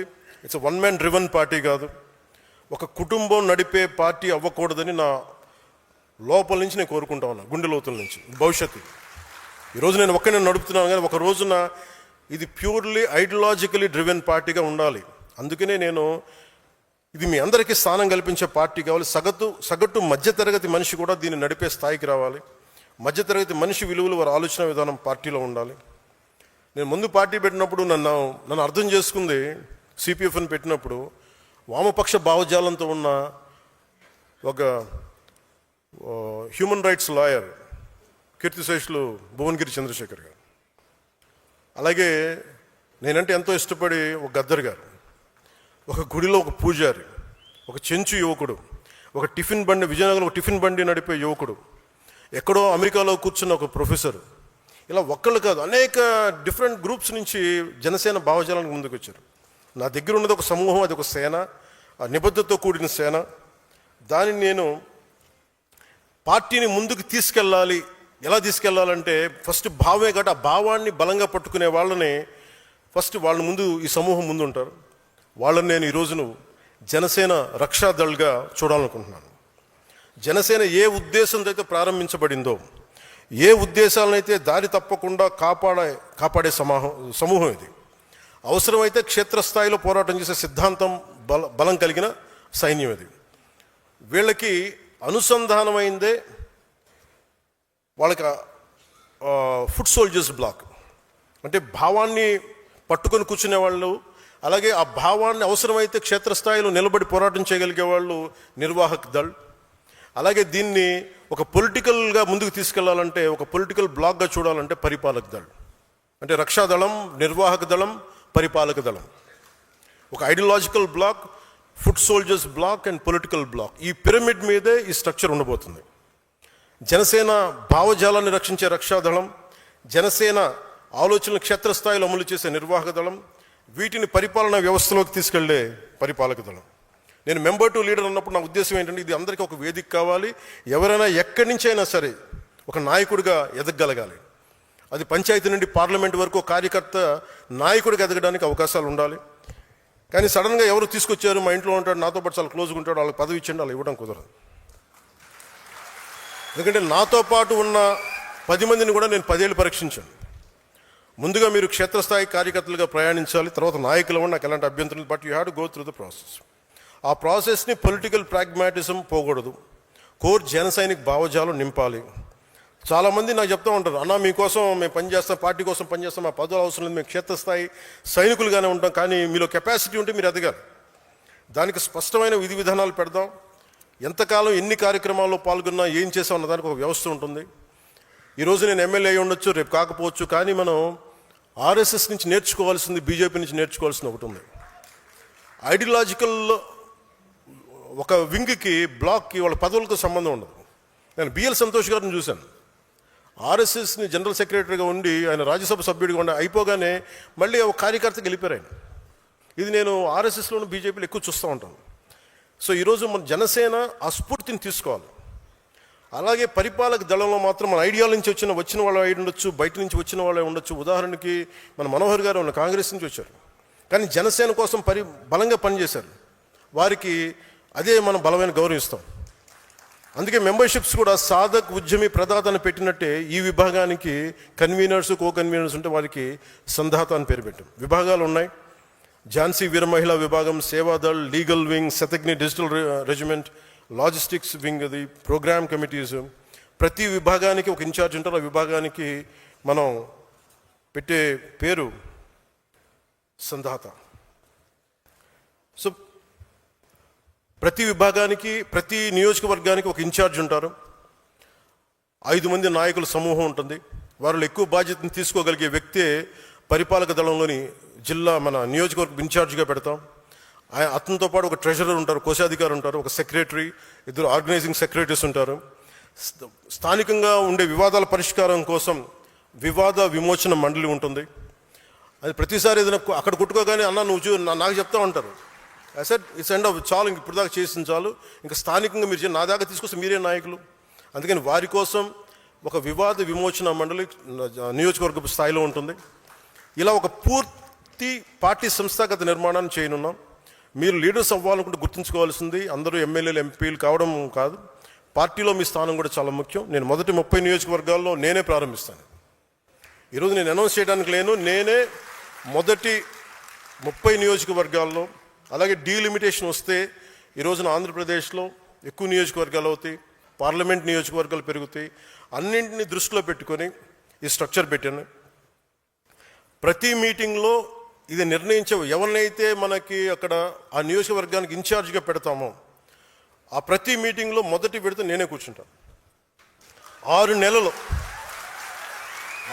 నెలల్లో నేను మీతోటి మిమ్మల్ని తీసుకొని సాధకులతో మాట్లాడి, కీలకమైన ఉద్యమ సభ్యులతో మాట్లాడి, మీ ఇన్పుట్స్ తీసుకొని మన అందరితో మాట్లాడి ఇంక చేసిన తర్వాత ఈయన ఇన్ఛార్జ్ అన్నప్పుడు అందరూ ఆయనతో పనిచేయాల్సిందే. ఆయన మన కోసం పనిచేయాల్సిందే. అంతేగాని ఇంక కూర్చోబెట్టి అది బయట వ్యక్తి పార్టీల నుంచి రావచ్చు, మన పార్టీ నుంచి ముందు నుంచి ఎదిగిన వాళ్ళు కావచ్చు, ఏదైనా. అంతేగాని పాయింట్ ఆఫ్ కాంటాక్ట్ మేము ఇవి చేసాం అంటే ఏదైనా సరే మీరు ఎంత నిలబడ్డారు. చాలామంది పదవులు తీసుకొని మెంబర్షిప్ చేయడానికి 10 మంది కనీసం వాళ్ళకుందా లేదో మెంబర్షిప్, నాకు డౌట్ వస్తుంది. కొంతమంది చూస్తాం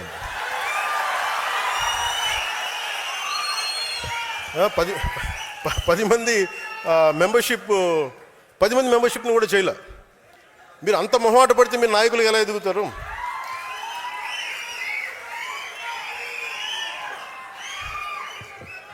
అంటే మీ అరుపులు ఎంత కోపం ఉందో నాకు అర్థమవుతుంది.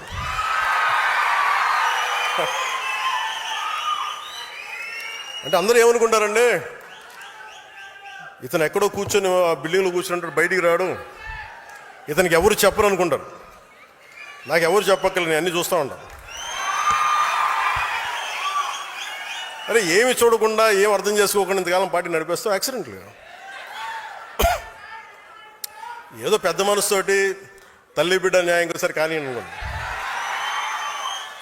సో దీంట్లో జనసేన మీరు రేపొద్దున తీసుకున్నప్పుడు జనసేన సిద్ధాంతాల గురించి కొంచెం మీకు చెప్పాలి. అంటే మీరే తిట్లు తింటారు. మీ వాడికి కన్ఫ్యూజన్ ఉంది, ఒకరోజు సనాతన ధర్మం అంటాడు, ఇంకో రోజు ఆ కులం అంటాడు, ఇంకో రోజు ఇదే అంటాడు.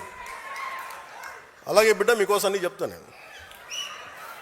అంటే జనసేన ఎప్పుడు కులాల గురించి మతాల గురించి మాట్లాడద్ది అంటే, నేనేం చెప్పాను, మనకున్న 7 సిద్ధాంతాల్లో కులాలని కలిపే ఆలోచన విధానం, మతాల ప్రస్తావన లేని రాజకీయం. అసలు ఇలా కుదురుద్దా అంటారు.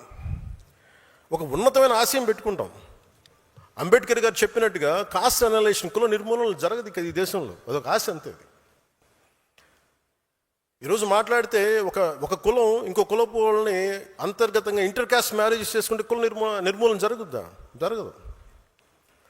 దాశరథి రంగాచారి గారు చిల్లర దేవుళ్ళు తెలంగాణ సమాజం గురించి రాసినప్పుడు, అక్కడ నవాబ్స్ అణగారిన వర్గాల్లో మీరు నలిపేస్తున్నారు, వాళ్ళందరూ మేము ముస్లింలు చేర్చుకుంటామంటే, ఇస్లాంలో వాళ్ళని తీసుకున్న తర్వాత కూడా కులాలు పోలేదు. వాళ్ళకి మాకు పడదండి, మేము వేరే ముస్లిమ్స్, వాళ్ళు వేరే ముస్లిమ్స్, ఇట్లాగే ఆ కులాలు అక్కడ కూడా వెళ్ళిపోయినాయి. అలాగే ఎథిస్ట్ అని చెప్పుకుంటారు కొంతమంది. నేను దేవుణ్ణి నమ్మనండి, ఆమె ఎథిస్ట్ అండి, but still they don't leave their caste tag. వాళ్ళ కులాలను వదలరు. మతం మారిపోయామంటారు, కులాల ట్యాగ్స్ని వదలరు. అంటే ఇది వాస్తవం కదా. అంటే కులాలని నేనేంటంటే కుండ బద్దలు కొట్టని చెప్తాను. ఇది ఒక వాస్తవం ఉంది, దీన్ని అర్థం చేసుకుందామని. అలాగే నిజంగా కుల నిర్మూలన జరగాలని దేశం అంతా అన్ని రాజకీయ పార్టీలు ఆలోచించాల్సింది. బీసీ సాంఘిక సంక్షేమ వసతి బాలికల గృహం, ఎస్సీ ఎస్టీ బాలికల గృహం, ఎస్సీ బాలుల గృహం. చిన్నప్పటి నుంచి మీరే కులాలను పెట్టి నేను మాట్లాడితే ఇబ్బంది వచ్చిందా మీ అందరికీ? నిజంగా మీరు మాట్లాడాలంటే ఫస్ట్ ఇవి ఆపేయండి. ఫస్ట్ ఇవన్నీ 10th క్లాస్ బిడ్డ పాస్ అయితే బాగా చదివింది అనుకోవాలి, ఏ కులం సర్టిఫికేట్ రాస్తే మీరు ఎక్కడ తీస్తారు? వ్యవస్థీకృతం అయిపోయింది కాస్ట్. నేను అర్థం చేసుకోగలను. అందుకని కులాలను తీసేయలేము.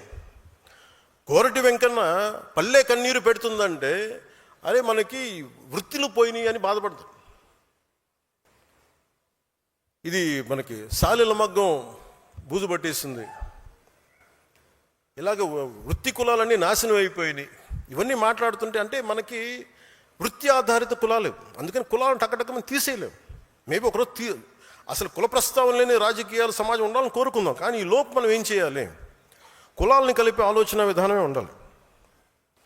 మాట్లాడితే ఇక్కడ మనకు ముఖ్యంగా ఆంధ్రప్రదేశ్కి సంబంధించి అంటే మతాలు మారినా కులాలు వదలరు, దేవుణ్ణి నమ్మమంటారు కానీ కులాలను వదలరు. ఇందాక చెప్పినట్టుగా caste always have issues, but what is the most pragmatic approach?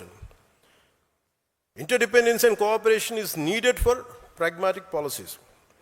భారతదేశంలో ఉండే ప్రతి కులం మరో కులం పైన కొంతమంది మీద ఆధారపడి జీవిస్తుంది. ఎందుకంటే మన సమాజం కుల వృత్తుల ఆధారిత సమాజం. వృత్తుల ఆధారంగా కులాలు ఏర్పడ్డాయి తప్ప ఎవరు ఏ కులంలో పుట్టాలి అన్నది ఎవరు నిర్ణయించలేదు. నేను కూడా ఒక కులంలో పుట్టాల్సి వచ్చింది. I was born in a caste which I cannot undo it. But I never confined to a caste because for me humanity is bigger. నేను ఈ కులంలో పుట్టాను, కులానికి పరిమితం అవ్వాలా. నాకు మానవత గొప్పది, మానవత్వం గొప్పది, దేశం చాలా పెద్దది. కానీ దీన్ని నేను గౌరవించాలంతే. నన్ను ఒక కులానికి పరిమితం చేయాలని ఎన్నిసార్లు ప్రయత్నించారు. నన్ను ఒక ప్రాంతానికి పరిమితం చేయాలని వస్తే మన సాంబశివుడు లాంటి వచ్చి, అన్న నువ్వు ఆంధ్రావాడు కాదు, నువ్వు తెలంగాణ, నువ్వు భారతీయుడు. నన్ను కులానికి పరిమితం చేయాలని చూశారు, ప్రాంతానికి పరిమితం చేయాలని చూశారు. నేను కులంలో పుట్టా, కానీ ఒక కులం కోసం పనిచేయడానికి రాలా, దేశం కోసం పనిచేయడానికి వచ్చాం, సమాజ స్థాపన కోసం వచ్చాం.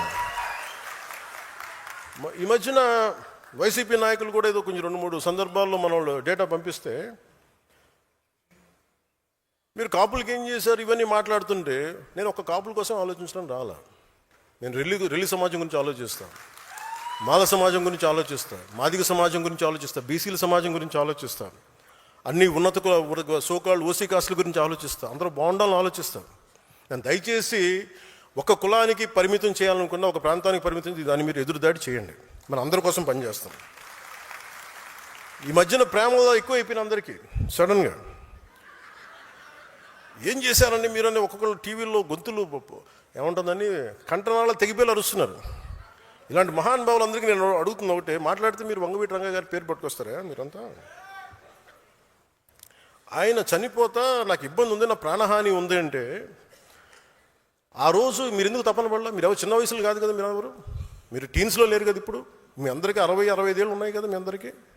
అంటే ఆ రోజుల్లో మీకు కనీసం ఒక 35 ఏళ్ళు, కనీసం మీకు 25 దాటిని అందరికీ. ఆయన ఇబ్బంది పడుతున్నప్పుడు, నాకు ప్రాణహాని ఉందనుకున్నప్పుడు, ఈరోజు ఆయన కోసం గొంతు చించుకుంటున్న మనుషులందరూ ఏమైపోయారు? ఆ రోజున ఆయన చుట్టూ ఒక దడిగట్లాగిపోయారా, ఒక పద్మవ్యూహంలా ఉండలేకపోయారా? అప్పుడు వదిలేశారు అందరూ. అంటే చనిపోయిన తర్వాత ఏమో ఇప్పుడు కూర్చొని కథలు చెప్తారు మీరు. మనిషిని బతికినప్పుడు రక్షించుకోలేంది, చనిపోయిన తర్వాత మీరు ఎన్ని కథలు చెప్తే ఎవడు నమ్ముతాడా మిమ్మల్ని? అలాగే నిజంగా నేను ఒక కులం కోసం అంటే మరి నేను 2 చోట్లకి ఓడిపోకూడదు కదా లెక్క ప్రకారం. భీమవరంలో ఓడిపోకూడదు, గాజువాకలో ఓడిపోకూడదు, కులం అంతా వేస్తే అలా ఈరు. That's a point I want to make. అలాగే కన్షీరామ్ గారు వచ్చినప్పుడు తిలక్ తరాజ్ తల్వార్ ఇంకో జూతేశ్యామానం అనేది ఉంటుంది. అంటే బ్రాహ్మణుల్ని, వ్యాపారవేత్తల్ని, వైశ్యుల్ని, క్షత్రియుల్ని దాడి వాళ్ళని కొట్టాలని చెప్తూ కొట్టండి. కానీ అది కొంతకాలం పనిచేసింది, అప్పుడున్న పరిస్థితులకు దీనికి పనిచేసింది. కానీ ఇంకొక టర్మ్కి వచ్చేటప్పటికి అది సర్వజన సమాజం, బహుజన సమాజం. ఇంత చేసిన మాయావతి గారు కూడా తిరిగి బ్రాహ్మిన్ కమ్యూనిటీ సపోర్ట్ తీసుకుని ఆవిడ గెలిచారు, ముఖ్యమంత్రి అయ్యారు. అంటే దీన్ని బట్టి మనకి ఏం అర్థమవుతుందంటే సమాజాన్ని కులాల వారీగా విడదీసి ముందుకు తీసుకెళ్ళడం సాధ్యం కాదు. కులాల్ని కలుపుకుంటూ పరస్పర గౌరవాన్ని పెంచుకుంటూ ముందుకు వెళ్తేనే సమాజం అభివృద్ధి చెందుతుంది.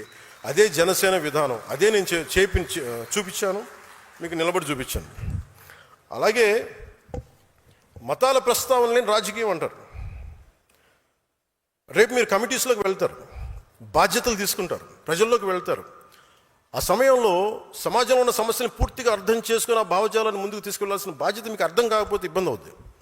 మనం స్పష్టంగా చెప్పాల్సింది ఒకటే, ఎవరు దైవాన్ని వాళ్ళు ఆరాధించండి, మీ దేవుని మీరు ఆరాధించండి. మీరు ఇస్లాం అయితే ఇస్లాంని ఆరాధించండి, మీ ఎవరి ధర్మాన్ని వారు పాటించండి. కానీ మిగతా మతాలకు గౌరవం ఇవ్వండి. ఇఫ్ యు ఆర్ హిందూ, మీరు బాగా మీరు ఆరాధించుకోండి, ఇస్లాం గౌరవం ఇవ్వండి, క్రిస్టియానిటీ గౌరవం ఇవ్వండి, జైనిజం గౌరవం, ఏది దానికైనా గౌరవం ఇవ్వండి. కానీ మత ఘర్షణ అలా గౌరవించుకుంటే మత ఘర్షణకు అవకాశం ఉండదు. అది నిజమైన సెక్యులర్ భావన. అది మతాల ప్రస్తావన సమాజానికి అది పునాది అవుద్ది. అంతేగాని నాకు చిరాకైంది ఏంటంటే అపీస్మెంట్ పాలిటిక్స్. నేను ఒక క్యాప్ పెట్టుకొని నేను ఇలా మాట్లాడితే నాకు ముస్లిం సోదరులు ఓటేస్తాను, నేను నమ్మను. నేను బేసిక్ ఎందుకంటే అసలు అత్తిశాతం. అంటే ఈరోజు మనకి షాన్వాజ్ అనే ఒక ఆడబిడ్డ మన ఎక్కడ రాయలసీమ నుంచి ఎక్కడ కర్నూలు నుంచో ఉమానంలో చిక్కుకుపోతే ఆవిడే హిందూ కాదే, ఆవిడ హింసించింది కూడా అక్కడ లోకల్లో ఉండే ముస్లిం బిజినెస్ మ్యానే. మన అలాంటి లేదు మన సమాజంలో, మనం అలా చూపించాం. అందుకని ఈ అపీజ్మెంట్ పాలిటిక్స్ అనేది జనసేన తీసుకోదు. ఒక తప్పుని తప్పుగానే చెప్తుంది. ఒక హిందూ చేయండి, ముస్లిం చేయండి, క్రిస్టియన్ చేయండి, మీరు ఒక తప్పుని మీరు ఖచ్చితంగా ఈ తప్పుని చెప్పకపోతే తప్పు చేసిన వాళ్ళు అవుతారు.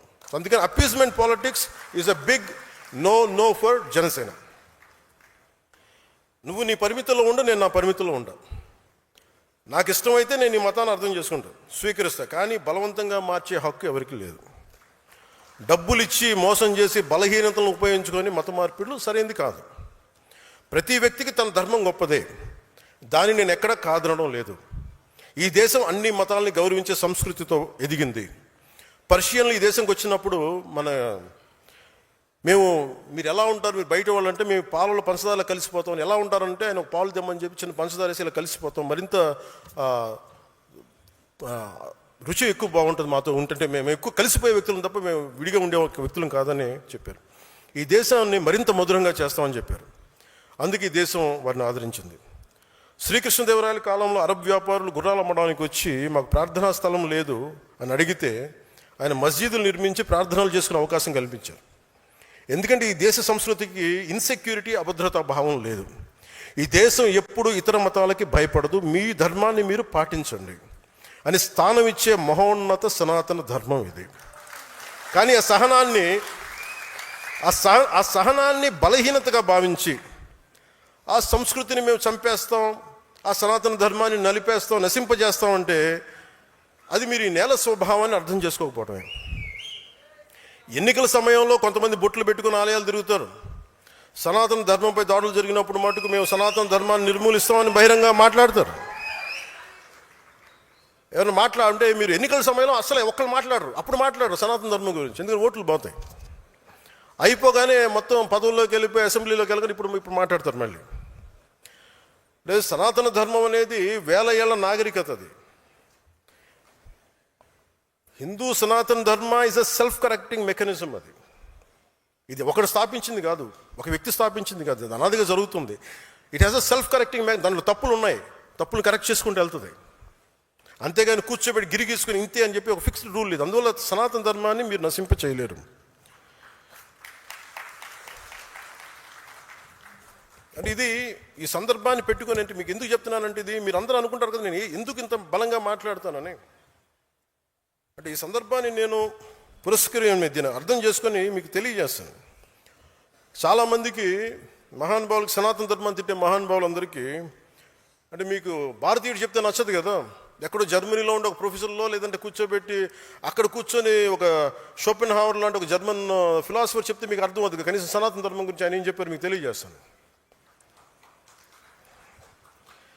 అంటే ఆయన అన్న మాట చెప్పండి,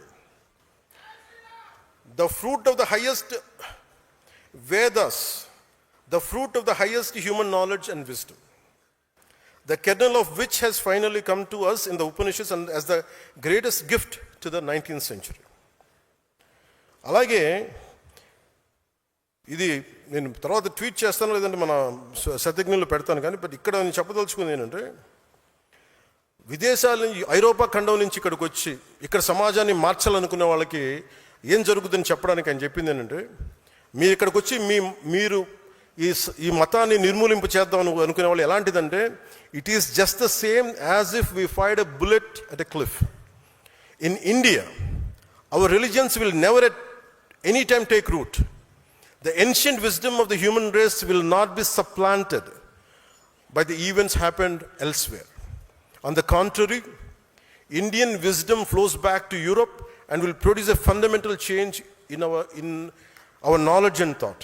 అంటే మీరు భారతదేశాన్ని మార్చేద్దామని చెప్పి మన భావజాలంతో పెడితే అది మనల్ని ఎలాంటిదంటే ఒక హిమాలయ శిఖరాన్ని చిన్నపాటి తుపాకీతో కొట్టినాడు. దానికి ఏమవుతుంది? దాని గ్రాండియర్ ముందు, దాని మ్యాగ్నానిటీ ముందు అది ఏమి అవ్వకపోగా, అది మనల్ని మార్చకపోగా అది మన భావాల్ని మార్చేస్తుంది. ఇది షోపెన్హావర్ చెప్పింది. ఇది సనాతన ధర్మాన్ని విమర్శించే వాళ్ళందరికీ మీరు ఒకసారి పుస్తకాలు చదివితే, ఇలాంటి పుస్తకాలు చదివితే ఇలాంటి పిచ్చి మాటలు మీరు మాట్లాడరు.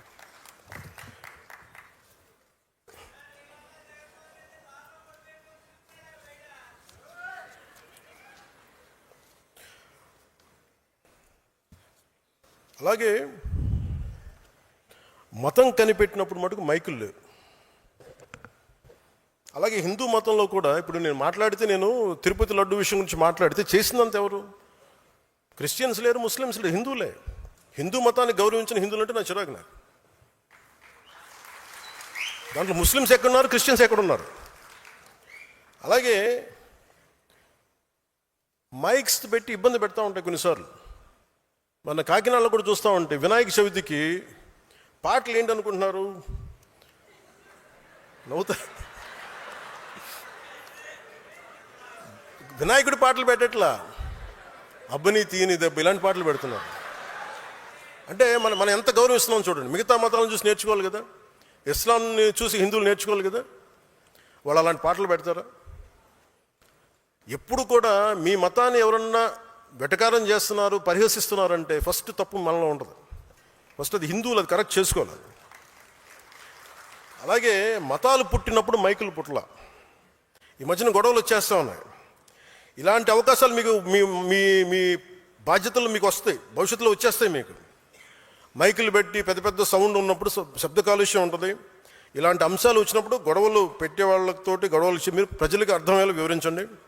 కొన్నిసార్లు కోపాలు వస్తాయి, కోపతాపాలు ఉంటాయి, భయపడకుండా మాట్లాడండి. నేనైతే అలాగే మాట్లాడతాను.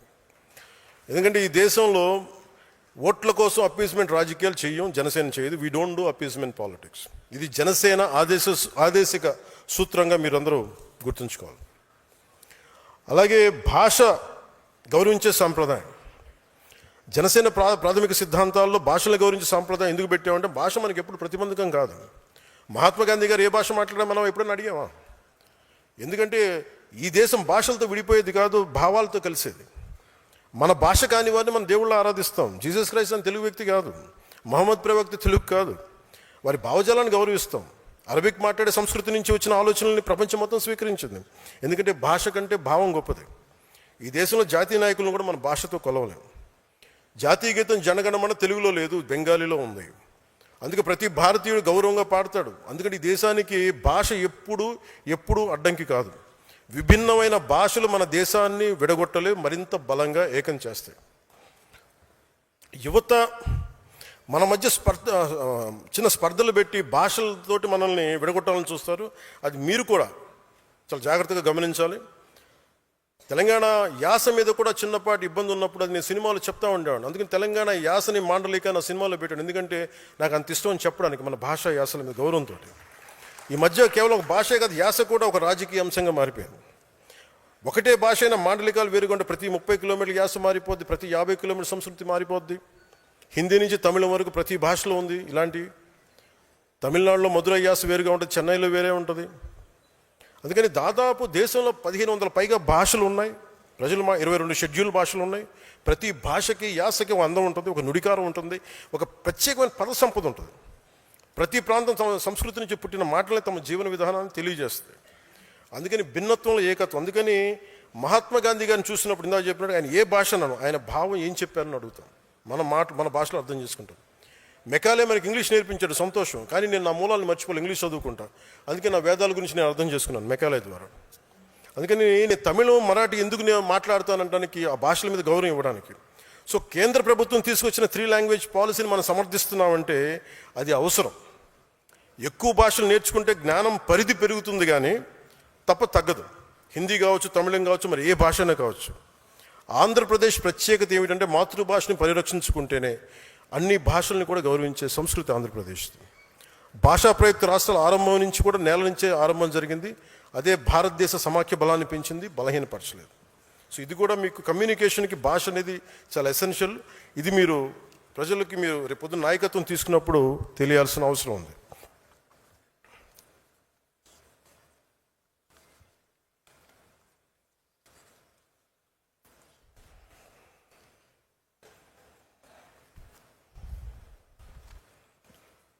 మీరు నాయకులుగా మీరు ఎదగాలనుకున్నప్పుడు మీరు ఈ భావాన్ని చాలా ఒక 12 సంవత్సరాల తర్వాత మాట్లాడుతున్నాను ఇంత ఓపెన్గా.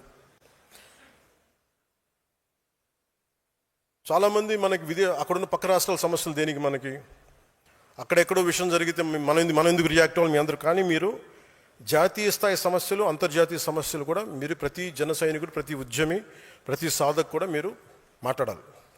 దానికి కావాల్సిన డైరెక్ట్ మేము ఇస్తాం.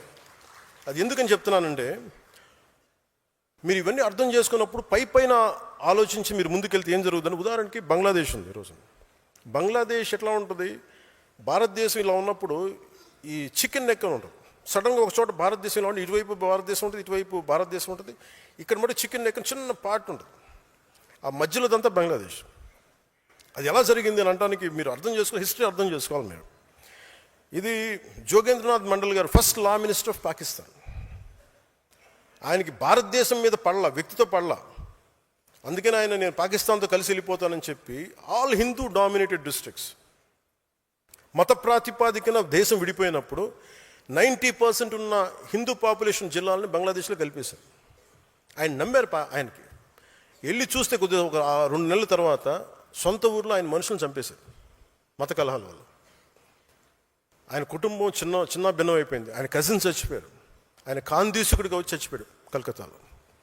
అంటే ఒక నాయకుడు వ్యక్తి మీద కోపంతో లేదంటే ఈ దేశం ధర్మం మీద కోపంతో అటు వెళ్ళిపోతే ఏం జరుగుతుందో మనం చూసాం. అందుకని మీరు ప్రతి సంఘటన వెనుక నేను మాట్లాడుతున్నప్పుడు దానికి చాలా హిస్టరీ చదివి ఉంటాను, నేను అర్థం చేసుకుని ఉంటాను, మేధావులతో మాట్లాడుతుంటాను. అందులో నేను ఒక మాట చెప్పినప్పుడు ఇది ఉట్టినే చెప్పడు అన్నది మీరు కావాలి. మీకు ఏదైనా డౌట్స్ ఉంటే నేను మాట్లాడుతాను, వాటి గురించి మీకు తెలియజేస్తాను. అందుకని ప్రాంతీయ పార్టీ అనేది ఒక జాతీయవాదాన్ని విస్మరించకూడదు. కేవలం ప్రాంతీయతతో కూడిన బెనిఫిట్సే చూసి మీరు జాతీయవాదాన్ని వదిలేసి ఇలాంటి సమస్యలే వస్తాయి. అందుకని ప్రాంతీయతని గౌరవించే జాతీయవాదం, ఎనీ యాంటీ ఇండియన్ రెటారిక్, భారతదేశాన్ని విచ్ఛిన్నం చేసే ఎలాంటి రెటారిక్ అయినా సరే మీరు ఖండించాలి. మీకు మోదీ గారి మీద కోపం ఉంటే ఆయన తిట్టండి, బీజేపీ మీద కోపం ఉంటే ఆయన తిట్టండి, జనసేన మీద తిట్టుంటే కోపం ఉంటే తిట్టండి. కానీ దీంట్లో దేశాన్ని బలహీనపరిచే ఒక్కళ్ళు మాట్లాడినా మీరు ఖండించాలి. ముక్త కంఠంతో ఎదురు దాడి చేయాల్సిందే. There is no escape to it. ఎందుకంటే భారతదేశపు సమగ్రతని భంగం కలిగించే ఒక్కళ్ళు మాట్లాడినా, ఒక గొంతు మాట్లాడినా 1,00,000 గొంతులు లేవాలి పైకి, 1,00,000 గొంతులు. ఎక్కడో ఇరాన్లో యుద్ధం జరిగితే, ఇరాన్లో ఒక నాయకుడు చనిపోతే, ఇక్కడ మచిలీపట్నంలో, గుంటూరులో, హైదరాబాద్లో ప్రదర్శనలు జరుగుతాయి. మరి అలాంటిది అమెరికా ఇజ్రాయెల్ ఘర్షణలో వస్తే వామపక్ష పార్టీలు మాట్లాడతాయి.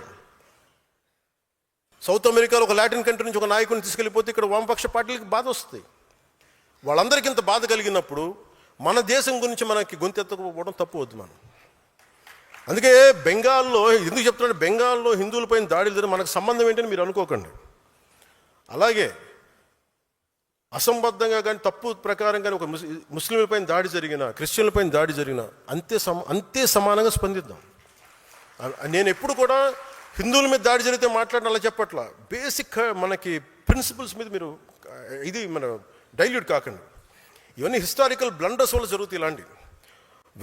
కవి సామ్రాట్ విశ్వనాథ సత్యనారాయణ గారు చెప్పినట్టుగా అన్ని అనర్థాలకి మూలం మానవ ప్రవృత్తి హేతువు కానీ, అతని కులం కానీ, మతం కానీ, ప్రాంతం కానీ కాదు, వ్యక్తి నైజమే ముఖ్యం. అందుకే ఏ మతం, ఏ ధర్మం అనే దానికంటే కూడా జాతీయ సమగ్రతకి, సంస్కృతికి ఇబ్బంది కలుగుతుందా లేదా అన్నది మటుకు ఆలోచించారు. ప్రాంతీయ సరిహద్దులు చిన్నవి, ఆంధ్ర అనే సరిహద్దున్న వరకు మీరు పరిమితం కాకండి. అమరావతి రైతులు కూడా చెప్పాను, మీరు జై అమరావతి అనకండి, జై ఆంధ్ర అనండి. ఎందుకంటే అంటే మీరు జై అమరావతి అనే కొద్దీ మీ కష్టం మీ 30 ఎకరాలకు వెళ్ళిపోతుంది, 33,000 ఎకరాలకు వెళ్ళిపోతుంది. మీరు జై ఆంధ్ర అన్నప్పుడు 5 కోట్ల మంది ప్రజలకు వెళ్తుంది, మీ బాధ తెలుస్తుంది. మీరు జై అమరావతి అన్నప్పుడు నాకు మనసులో కలుగుకుంటుంది, వీళ్ళు ఇంత పెట్టేసుకున్నాను. తర్వాత మాట్లాడటం వాళ్ళు జై ఆంధ్ర అని ప్రారంభించడం సంతోషం. ఎందుకంటే మన తెలంగాణను చూసి నేర్చుకోవాలి. సభ మాట్లాడు జై తెలంగాణతో మొదలు పెడతారు. అలాగే తెలంగాణకి, తమిళకి తమిళ ప్రైడ్ ఉంది, తెలంగాణకి జై తెలంగాణ అని ఒక నినాదం ఉంది. అలాంటి గర్వం కాదు, కానీ అలాంటి కనెక్టెడ్నెస్ ఆంధ్ర వాళ్ళకి లేదు. ఆంధ్రాకి ఏముంది అంటే కులం ఉందా, ఏముందో తెలియదు. నాకు ఈరోజు కన్ఫ్యూషన్ నాకు ఆంధ్రాకి సంబంధించి. ఏమో చూడాలి. సో అంటే 11 సీట్లకి పరిమితమైన వాళ్ళు కూడా మన మీద సెటైర్లు వేస్తారా? నేను ఎక్కువ మాట్లాడిన వాళ్ళ గురించి కాదు, వాళ్ళు ఒకేసారి చేరంటే కొంచెం చిరాగా వేస్తుంది కదా మనకు కూడా, చాలా ఆపన్నాయని. అలాగే పర్యావరణాన్ని పరిరక్షించే అభివృద్ధి ప్రస్థానం, ఈ అంశాన్ని ప్రాథమిక సిద్ధాంతాలకు ఎందుకు పెట్టామంటే, మనిషి నాగరికత ఏర్పడినప్పటి నుంచి అభివృద్ధితో పాటు కొంత విధ్వంసం తప్పదు. ఒక ఇల్లు కట్టుకోవాలంటే భూమి తవ్వాలి, కొన్ని క్రిములు చచ్చిపోతాయి, అందుకే భూమి పూజ చేస్తాం, క్షమించమని భగవంతుని. అందుకే జనసేన తీసుకునేది green activism, not militant green activism. It has to be regulated. మన అవసరాలు తీర్చుకోవాలి, కానీ ఆ అవసరాలు ప్రకృతిని పూర్తిగా నాశనం చేసే విధంగా ఉండకూడదు. మనం తిండి గింజలు పండించాలి, ఇల్లు కట్టుకోవాలంటే కొంత భూమి తవ్వాల్సిందే. సంస్కృతిలో భూమి పూజ చేస్తాం, శాంతి పూజ చేస్తాం. ఒక తలుపు, ఒక ఫర్నిచర్ చేయాలి, కుర్చీలు కావాలంటే ఒక చెట్టు నరకాల్సి రావచ్చు. మనం కూర్చుని హాల్ నిర్మించాలంటే కొంత ప్రకృతి విధ్వంసం తప్పదు. మనం వాడుతున్న ప్లాస్టిక్, నీళ్లు తాగే బాటిల్స్, ఇవన్నీ కూడా కొంత ప్రకృతి వనరుల దోపిడీ ద్వారానే వస్తాయి.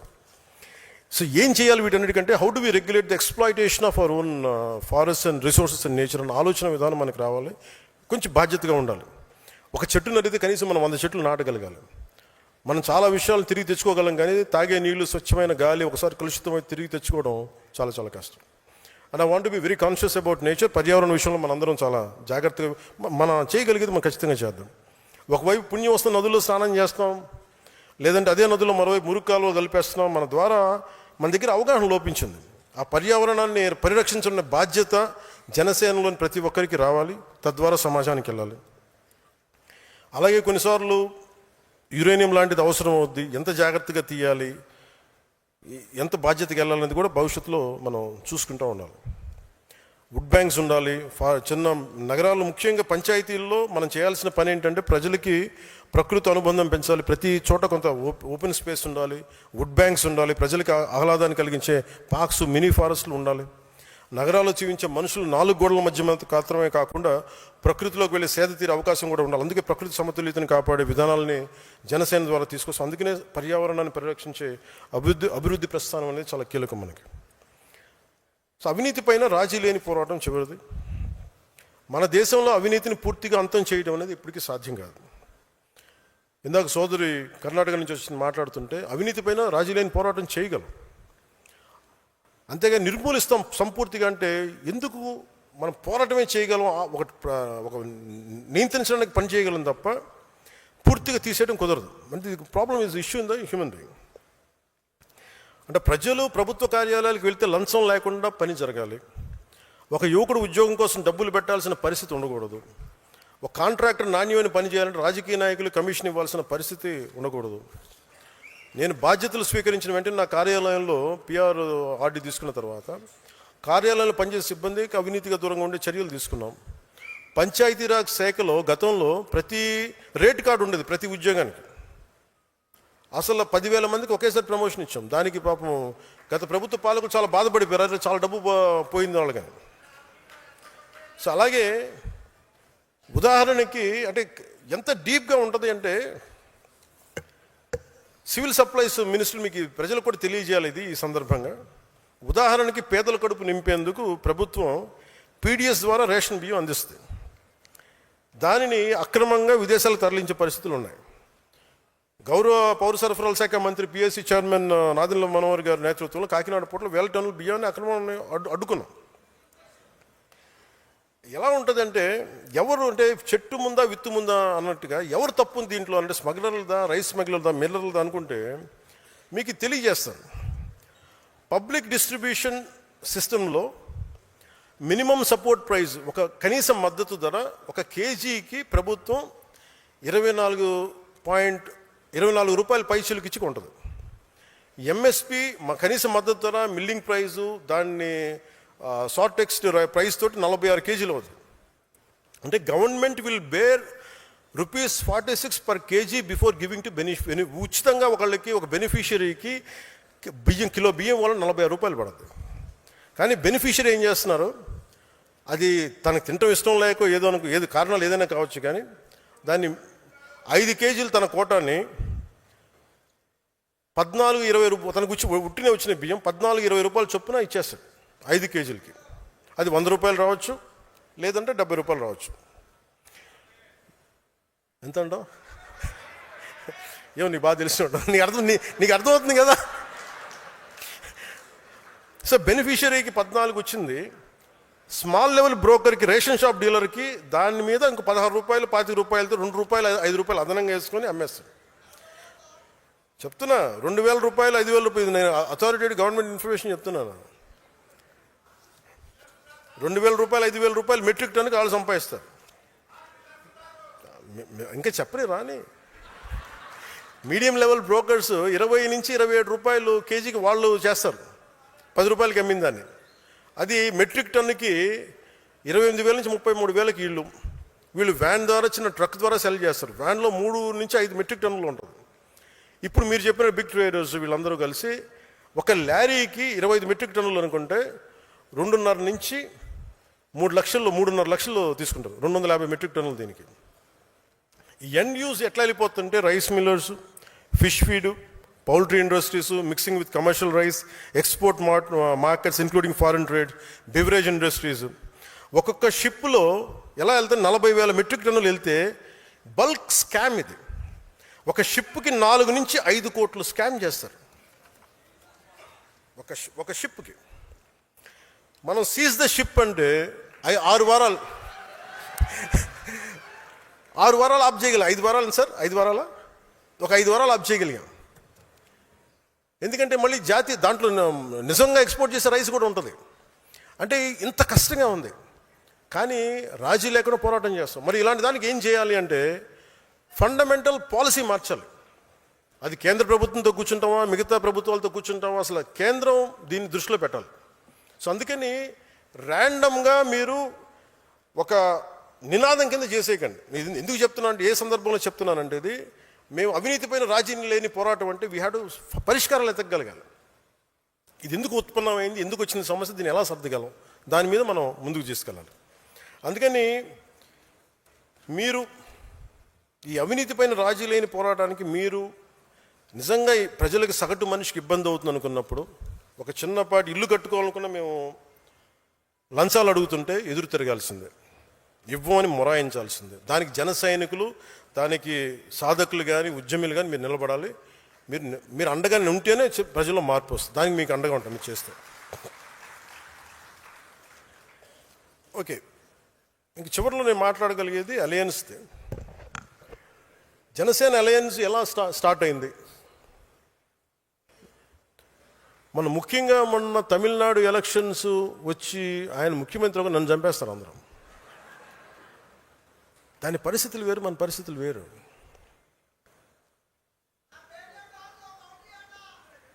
ఏంటంట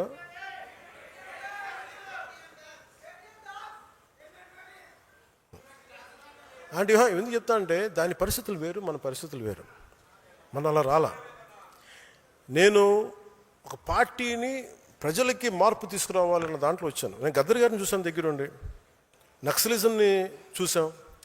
ఒక ఆశయాన్ని నమ్మి వెళ్ళిపోయి చాలా బలమైన యువత చనిపోతే చాలా బాధ కలిగింది. అంటే ఒక భావజాలాన్ని తీసుకెళ్లేటప్పుడు పదవులు వీటన్నిటికంటే కూడా భావజాలాన్ని పట్టుకోవాలని ఒక దాంతో దాకా తీసుకొచ్చాను.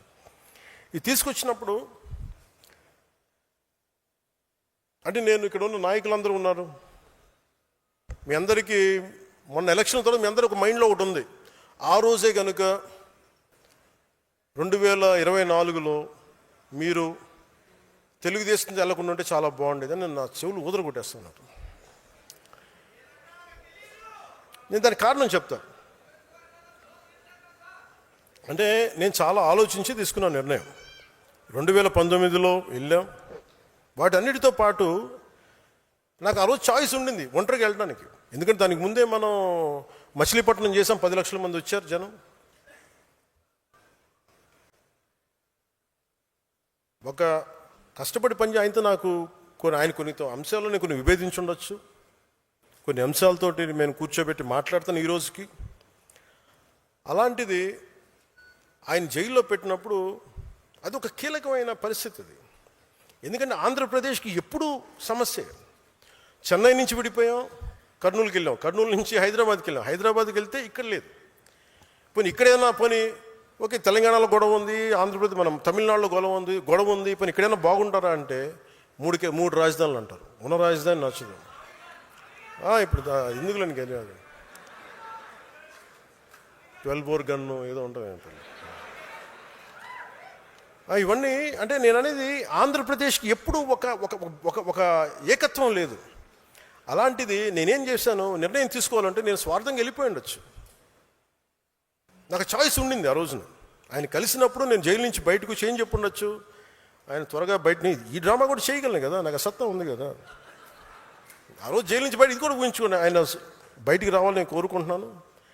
వారికి మా మద్దతు ఉంటుందని చెప్పి నేను ఇండివిజువల్గా వెళ్ళిపోయి ఉండొచ్చు. కానీ నాకు మనసుకు అలా అనిపించలే. పాప ఆయన జైల్లో చూసాం. అరే ఇన్ని కష్టపడ్డాడు పాపం ఈయన కూర్చోబెట్టి నాకు ఏమనిపించింది, నాకు ఓన్లీ జైల్లో ఆయన కలిసి బయటికి వచ్చే దారే ఉంది. ఇది గోల్డెన్ అవర్. ఒక ఇది ఆంధ్రప్రదేశ్ ఇంటెన్సివ్ కేర్లో ఉంది. ఆ రోజు తీసుకునే నిర్ణయమే కీలకం. అప్పటికి మేము ఈ కరోనా వల్ల దీనివల్ల బీజేపీ మేము ఖచ్చితంగా ముందుకు తీసుకెళ్ళలేకపోతున్నాం. ఒక రోడ్ మ్యాప్ లేదు. ముందు నుంచి అడుగుతూ ఉన్నాం, రోడ్ మ్యాప్ లేదు. నాకేమనిపించింది, ఇంకొకసారి కనుక వైసీపీ ప్రభుత్వం వస్తే ఈసారి ఎవరిని బతికినివ్వరు. ఇంట్లో ఆడపిల్లలను లాగేస్తారు వీళ్ళు. నేను అప్పటికి చూశాను పరిస్థితులు. మాజీ ముఖ్యమంత్రి భార్యనే వీళ్ళు ఇలా తిడుతున్నప్పుడు, సతీమణి ఇలా తిడుతున్నప్పుడు, నా ఇంటి మీద ఇలా మాట్లాడుతున్నప్పుడు, పదవులు వీటన్నిటి గుర్తింపు వీటన్నిటికంటే కూడా రాష్ట్ర సుస్థిరత, 5 కోట్ల మంది ప్రజల సుస్థిరతకి నేను ఓటేశాను. ఆ నిర్ణయం తీసుకున్నప్పుడు చాలామంది తెలుగుదేశం నాయకులు దాన్ని ఆయన జైల్లో ఉన్నప్పుడు కూడా నా దగ్గరికి వచ్చారు చాలామంది. అన్న మాకు మా నాయకుడికి చెప్పన్నా, ప్రధానమంత్రి గారు చెప్పన్నా. అందరం కృషి చేసాం, తెలుగుదేశం పార్టీ నాయకులు కృషి చేసుకుని అందరం కృషి చేసాం. బయటకు వచ్చాం, కనీవిని ఎరుగని మెజారిటీలతో ప్రభుత్వం వచ్చింది. అలయన్స్లో ఇబ్బందులు లేవంటే కొన్ని ఉన్నాయి. కాదు, అది మెజారిటీ పెద్ద సమస్యలు కాదు కానీ ఉన్నాయి. నేను అర్థం చేసుకోగలను. అదంతే కానీ అది మీరు నాకు తెలియదు అని మటుకు అనుకోకండి. నాకు తెలుసు. కొన్ని చోట్ల కొంతమంది ఏం మాట్లాడతారంటే, మాకు మెజారిటీగా మిగతా కొన్ని నియోజకవర్గాల్లో ఉంది, మెజారిటీ నియోజకవర్గాల్లో లేదు. బాగున్నాయి. కానీ ఒక నిమిషం కూర్చోండి, ఒక నిమిషం కూర్చోండి. నేను చెప్పింది వినండి, మీరు చెప్పిన తర్వాత అంటే నాకేమనిపించిందంటే,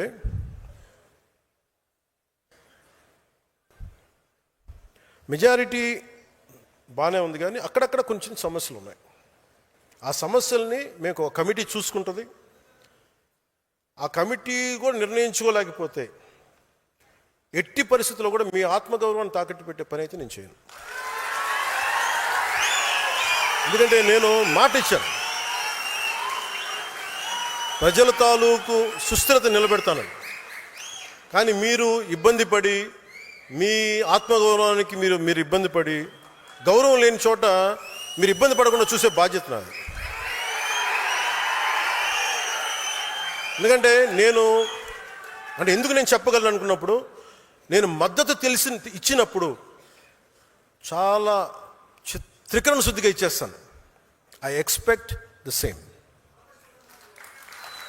ఎందుకంటే నేను నమ్మినప్పుడు నేను అంతా గుండె కవాటాలు తెరిచేస్తాను, నేను నిలబడతాను.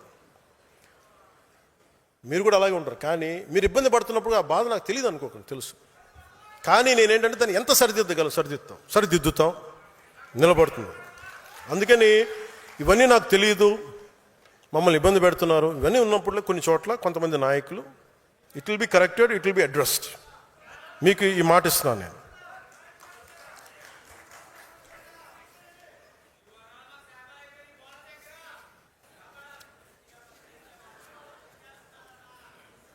బోలా శంకర్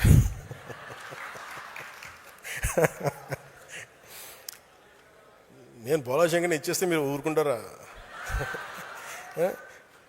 అలాగే ఇంకోటి మనం చేయాల్సింది అంటే, ఇవన్నీ మీకు ఎందుకు చెప్తున్నానంటే, మీకు రోడ్ హెడ్ ఏముంది, మున్సిపల్ ఎన్నికలు వస్తున్నాయి, లోకల్ బాడీస్ వస్తున్నాయి. ఉదాహరణకి లోకల్ బాడీస్లో మన ఆంధ్ర కాదు కానీ శ్రీమతి అరూరి విజయలక్ష్మి గారు కౌన్సిలర్గా నేరేడుచర్ల నల్గొండ జిల్లా గెలిచారు. అంటే మీరు చూడండి, ఒక కేసే కావచ్చు, సర్పంచ్లు కూడా గెలిచారు.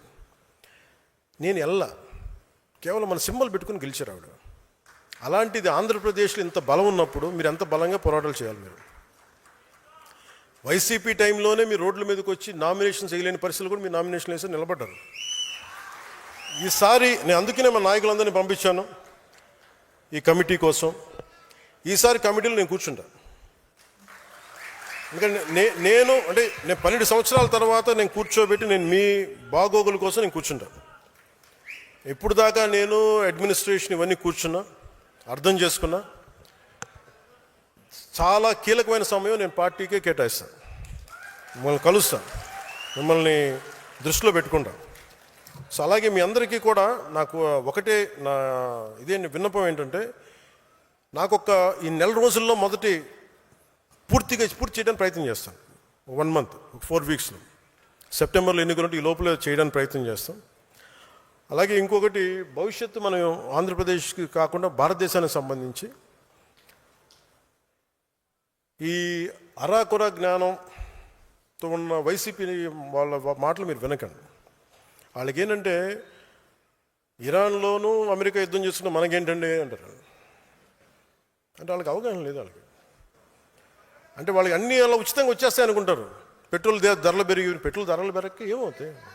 పెట్రోల్ దొరకదు, గ్యాస్ దొరకదు. ఎక్కడి నుంచి మనం సంపాదిస్తున్నావా? లేదంటే వీళ్ళ ఇళ్ళ నుంచి వస్తున్నాయి గ్యాస్ బావులు. సో ఇవన్నీ ఏం అర్థం కాకుండా కూర్చోబెట్టి మోదీ గారిని తిట్టడం, మోడీ గారిని మీద మాట్లాడటం ఒక అయిపోయింది. అందుకని మీరు అర్థం చేసుకోవాల్సింది, ఇంటర్నేషనల్ పరిస్థితులు కూడా, పశ్చిమాసియాలో ఉన్న యుద్ధ పరిస్థితులు, తద్వారా మనకు వచ్చిన పెట్రోలియం ఉత్పత్తుల కొరత, వీటి మీద మీకు అవగాహన రావాలి. అభివృద్ధికి కావచ్చు, దేనికైనా కావచ్చు, క్రూడ్ ఆయిల్ చాలా కీలకం. ఒక ఫ్యాక్టరీ పనిచేయాలన్నా, వాహనం కదలాలన్నా, ఇంట్లో స్టవ్ వెలగాలన్నా ఇంధనం చాలా అవసరం. ఈ ఇరాన్, ఇరాక్, అమెరికా, ఇజ్రాయెల్ మధ్య నెలకొన్న యుద్ధ వాతావరణం, హర్మూజ్ జలసంధి వంటి కీలక మార్గాలు కేవలం 2 నెలలు మూసివేస్తే ప్రపంచం ఎలాంటి సంక్షోభాన్ని మనం చూస్తూ ఉన్నాం. ఇప్పటికి డీజిల్ ధరలు పెరిగిపోతూ ఉన్నాయి. అందుకే గౌరవ ప్రధానమంత్రి గారు దూరదృష్టితో సమర్థమైన విధానాల వల్ల ఇప్పటి వరకు భారత్ పెద్దగా ఇబ్బందులు ఎదుర్కోలేదు. కాదు, ఆయన నిన్న ఈ మధ్యన చెప్తున్నది ఏంటంటే, యుద్ధ పరిస్థితులు మరిన్ని రోజులు కొనసాగితే మనం కూడా ప్రభావితమయ్యే అవకాశం ఉందని ముందు చూపుతారు. ఇంధన వినియోగాన్ని తగ్గించాలని దేశ ప్రజలకైనా సూచించారు. సో మనం కూడా మీరు 10 సార్లు వెళ్ళాల్సింది తగ్గించుకోండి, కనీసం 2 సార్లు తగ్గించండి. కుదిరినప్పుడల్లా ఫ్రెండ్స్ మీటింగ్స్ ఉంటే మీరు ఫోన్స్ ద్వారా మీటింగ్ లేదని ఉంటే, అంటే సాధ్యమైనంత మేరకు ఇంధన పొదుపు చాలా చాలా అవసరం. అలాగే జనసేన పార్టీ తరపున రాష్ట్ర ప్రజలందరికీ కూడా విజ్ఞప్తి చేస్తూ ఉన్నాను. దేశ ప్రయోజనాలను దృష్టిలో పెట్టుకొని కొంతకాలం పాటు పెట్రోల్ వినియోగాన్ని తగ్గించాలి. అనవసర ప్రయాణాలని వీలైనంత వరకు నివారించడానికి ప్రయత్నం చేయాలి. అలాగే విదేశ మారక ద్రవ్య నిల్వలను పరిరక్షించుకోవాల్సిన అవసరం కూడా ఉన్నదా. కొద్ది రోజుల పాటు బంగారం కొనుగోళ్ళను కొంత వాయిదా వేసుకుంటే దేశ ఆర్థిక వ్యవస్థ మీద భారం తగ్గించే ప్రయత్నంలో మనం కూడా భాగస్వాములు అవ్వాలని మనస్ఫూర్తిగా కోరుకుంటా ఉన్నాం. అండ్ ఎందుకంటే మనం హైయెస్ట్ ఇంపోర్టర్స్ ప్రపంచంలో గోల్డ్. దాదాపు మనకు 600 బిలియన్లు ఉంటే మనకి దాంట్లో 2 వంతులు ఓన్లీ వీటికి వెళ్ళిపోద్ది, పెట్రోల్కి, డీజిల్కి. దాంట్లో మళ్ళీ ఒక 60 బిలియన్స్ అంతా మనం గోల్డ్గా చేస్తాం అనుకోండి. ఎగ్జాక్ట్ ఫిగర్ గుర్తులేదు కానీ బట్ దాదాపు అంత చేస్తాం. సో దీనివల్ల ఏమైపోతుందంటే మనకి విదేశీ నిల్వలు లేకపోతే మటుకు మనం రూపాయికి విలువ తగ్గిపోయి ధరలు పెరిగిపోతాయి. అందుకని ప్రధానమంత్రి గారు చెప్పిన ఈ సూచనల్ని మన సాధ్యమైనంత మేరకు మీరందరూ కూడా ప్రజల దృష్టికి తీసుకెళ్ళి కొంత ఇంధనాన్ని కొంచెం పొదుపు చేసే విధంగా జీవన విధానం ఉండాలి మనస్ఫూర్తిగా మీరు కోరుకుంటూ, మీకోసం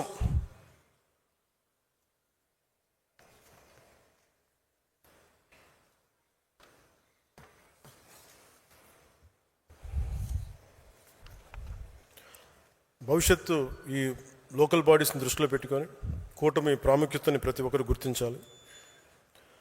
పదే పదే కూటమి ఎందుకని ప్రశ్నలు రాకుండా మన గౌరవానికి భంగం కలగకుండా, జనసేన గుర్తింపుకి ఆత్మగౌరవానికి ఎలాంటి నష్టం జరగకుండా బలమైన కూటమిని ముందుకు తీసుకెళ్లాల్సిన బాధ్యత నా పైన ఎంత ఉందో మీ అందరిపైన కూడా అంతే ఉంది. But not at the cost of your self respect. That I'm very clear about it. అందుకని మీ అందరికీ మనస్ఫూర్తిగా మరోమారు ధన్యవాదాలు తెలుపుకుంటూ ఈ ప్రక్రియ రేపు నుంచే మొదలు పెడతాను. మొదటి 30 నియోజకవర్గాల పని రేపు పొద్దు నుంచే మొదలు పెడతాను. కమిటీలు అందరితో కూర్చొని మాట్లాడతాను. మీ అందరి అభిప్రాయాలు తీసుకుంటాను తెలియజేసుకుంటూ, మొన్న ఉద్యమి కార్యక్రమం ప్రారంభించినప్పుడు మనోహర్ గారు చెప్పిన భోజనాల గురించి మాట్లాడితే, నేను ఎవరన్నా సరే నాకు భోజనం ఇంటికి వస్తే నేను చాలా ఎక్కువ పెడతాను భోజనం. వాళ్ళు 5 తినాలంటే 10 పెడతాను, 10 తినాలంటే 25 పెడతాను. అలాంటిది మీకు కూడా నేను చెప్పాను. నేను లాస్ట్ టైం ఉద్యమి ప్రారంభం నమోదు కార్యక్రమంలో సరిగ్గా భోజనం పెట్టలేకపోయాను. చాలా కోపం వచ్చింది, చాలా బాధ కలిగింది నాకు. ఆ రోజున జరిగిన తప్పుకి నేను మనస్ఫూర్తిగా మీ అందరూ నన్ను క్షమించమని కోరుకుంటూ, ఎందుకంటే నాకు అంత బాధ ఉండిపోయింది, నన్ను నేను శిక్షించుకున్నాను ఆ రోజు నుంచి. అందుకని సాధారణంగా మీరందరూ భోజనాలు చేసి ఇంటికి క్షేమంగా వెళ్ళాల్సిన మనస్ఫూర్తిగా కోరుకుంటూ, నేను మీ భవిష్యత్తు నాయకత్వాన్ని నా మీద భరోసా పెట్టి అందరం కలిసి పనిచేద్దామని నిర్ణయించుకుంటూ, ఒకసారి సభ ముగించేలోపు జాతీయ గీతాన్ని ఆలపించి ముందుకెళ్దాం.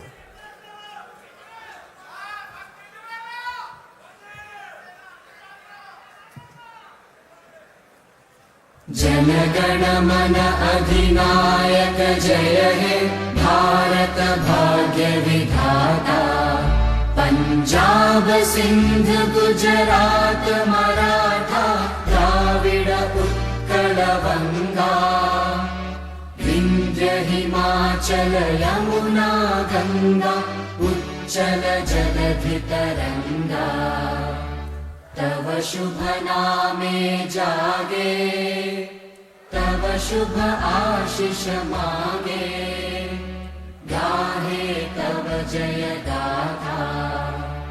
जन गण मंगलदायक जय हे भारत भाग्य विधाता, जय हे जय हे जय हे जय जय जय जय हे।